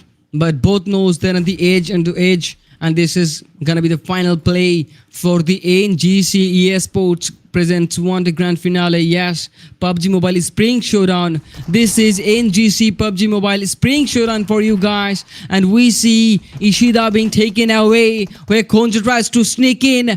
Oh, it was so close to make the first knock, and now he has a grenade in hand and he knows who the player is. He charged the grenade and that's it. The player would be taken away, but no, the player survives. It was player 0 which survives, and now he goes for the second spray, but he missed it. 1 versus 2 situation. Konjo charges the Molotov so that the player gets some interruption, and yes, Konjo gets it with the DVS. It's a 1v1 scenario. Konjo is the mightiest player here, and now Konjo. Oh my goodness. Team 300, ARAGVELI. Now they have made a good comeback, but with 44 points, at which position they would be, right? But yeah, 12 eliminations with 10 more placements. That's it. We expecting this to 1067 damages. That was dope. That was hell out of a final battle between the both teams, man. I really loved Konjo's play. The final 1v2 situation with the push was coming in and he defended by alone himself with the DVS in hand. The best moment was there at the right time when he switched his weapon, right? And Konjo, delivers 6 eliminations with 1080 damages in total. So he can become the MVP of this game. I'm expecting that.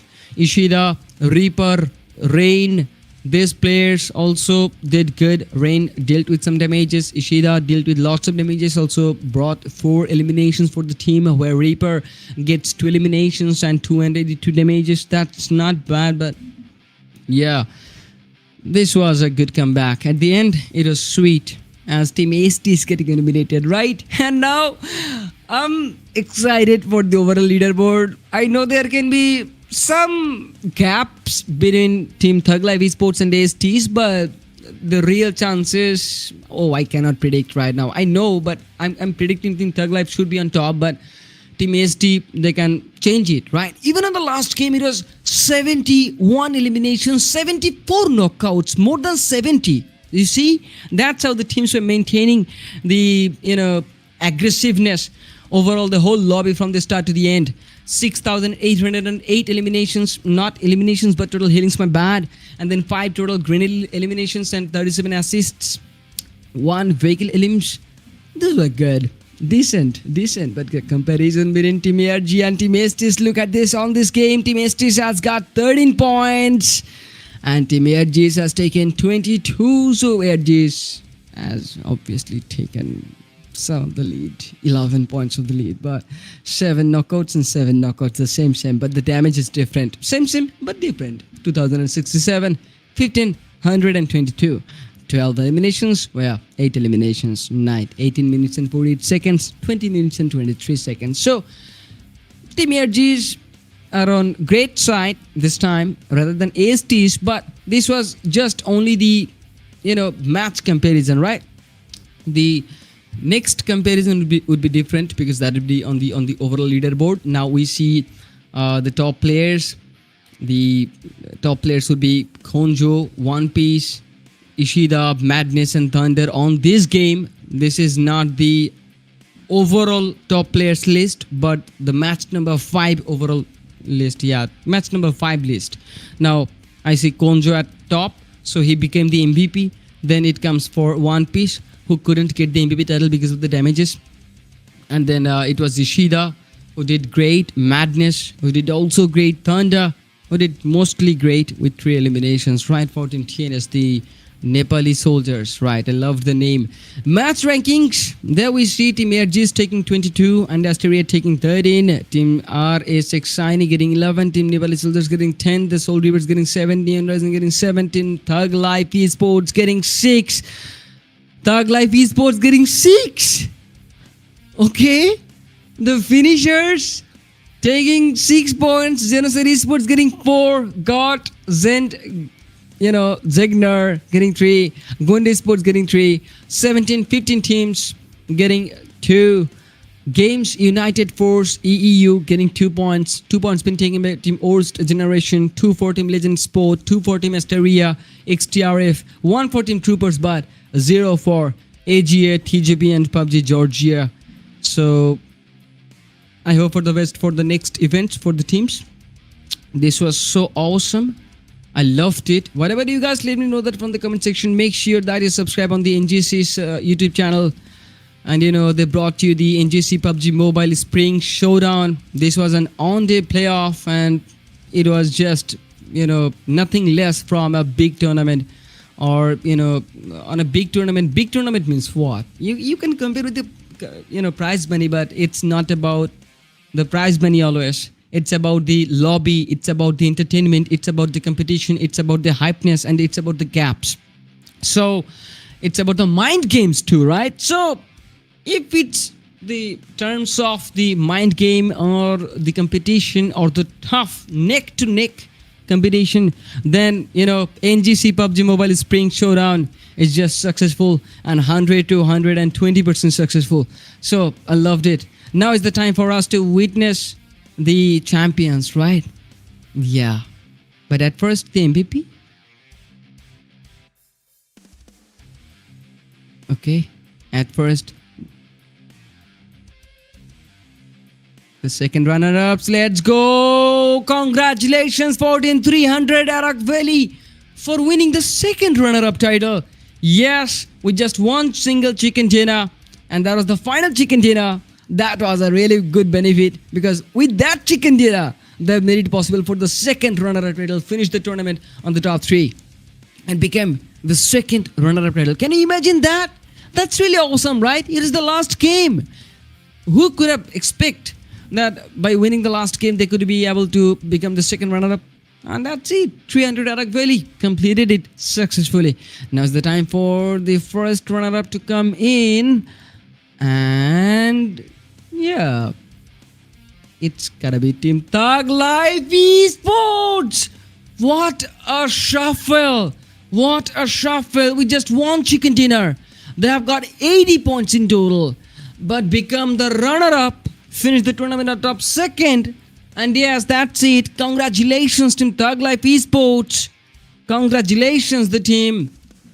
That settles it. Now you guys know the champions. The champions are, you can comment down before I announce that or before the screen shows that, right? But for Thug Life Esports, I'd like to share a lot of love. But here are the champions who deserves all the love. Got 3 chicken dinners and 81 points. There comes the gap of 1 point.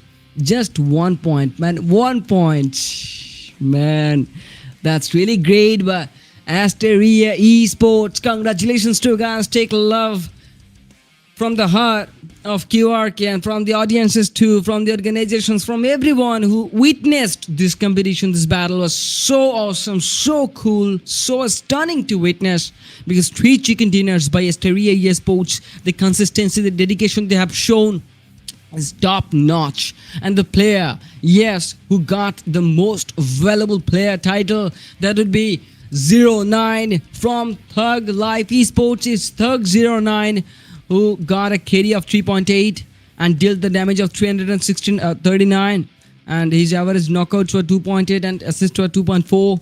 He played 5 matches, and his average healing were 439.4, and his total elimination according to the 5 games was 19 eliminations. 5 games and 19 eliminations per games. Oh my goodness, he did great.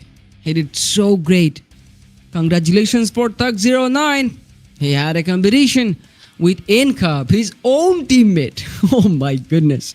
And then there was on top 3, it was AST and then on top 4, it was their own teammate Joy Boy. So Thug Life has brought their 3 of the teammates on the overall top list, where team AST has brought their 2 of the players, and these 2 team has played the competition part on the top 2, and the final team who got the second runner title was 300 ARAGVELI. You witnessed that, right? So yes, the one-day tournament has completed, and now the overall standings should play the part. AST and Thug made the competition. So far, there was a big difference. There was a 36 point of a difference between the top 3 and the top 2. So that was good. And now the top 2 teams, congratulations to you guys, AST, Thug and Dark. But the rest of the teams, you played so well. You persevered till the last game, till the end. You tried it hard. You fight back. You fought back, and I loved it. I really loved it. Those drop clash battles, those rotations, those mind games, those gatekeeps, and those aggressions. I really loved it. Now you see the logo on the maps. 3 logos for Team AST on Miramar, Sanok and Irangal. The final logo for Team 300 ARAGVELI, and the first logo for Thug Life Esports, which took the highest number from any chicken dinner today. That's it today. NGC Esports has brought you PUBG Mobile is playing Showdown. I was your only single host, known as Quirky Orc, called as QR Camor on the custard desk. This was all for this day. Maybe we'd hope for the next meeting on some next events, inshallah. Now I'd like to take the ending part. So keep praying for all. Make sure you support your chosen squads. Make sure you subscribe the channel and support the organization for bringing up to more events like this, more aggressiveness, more statistics like this. And that's it. See ya for the next event. Bye.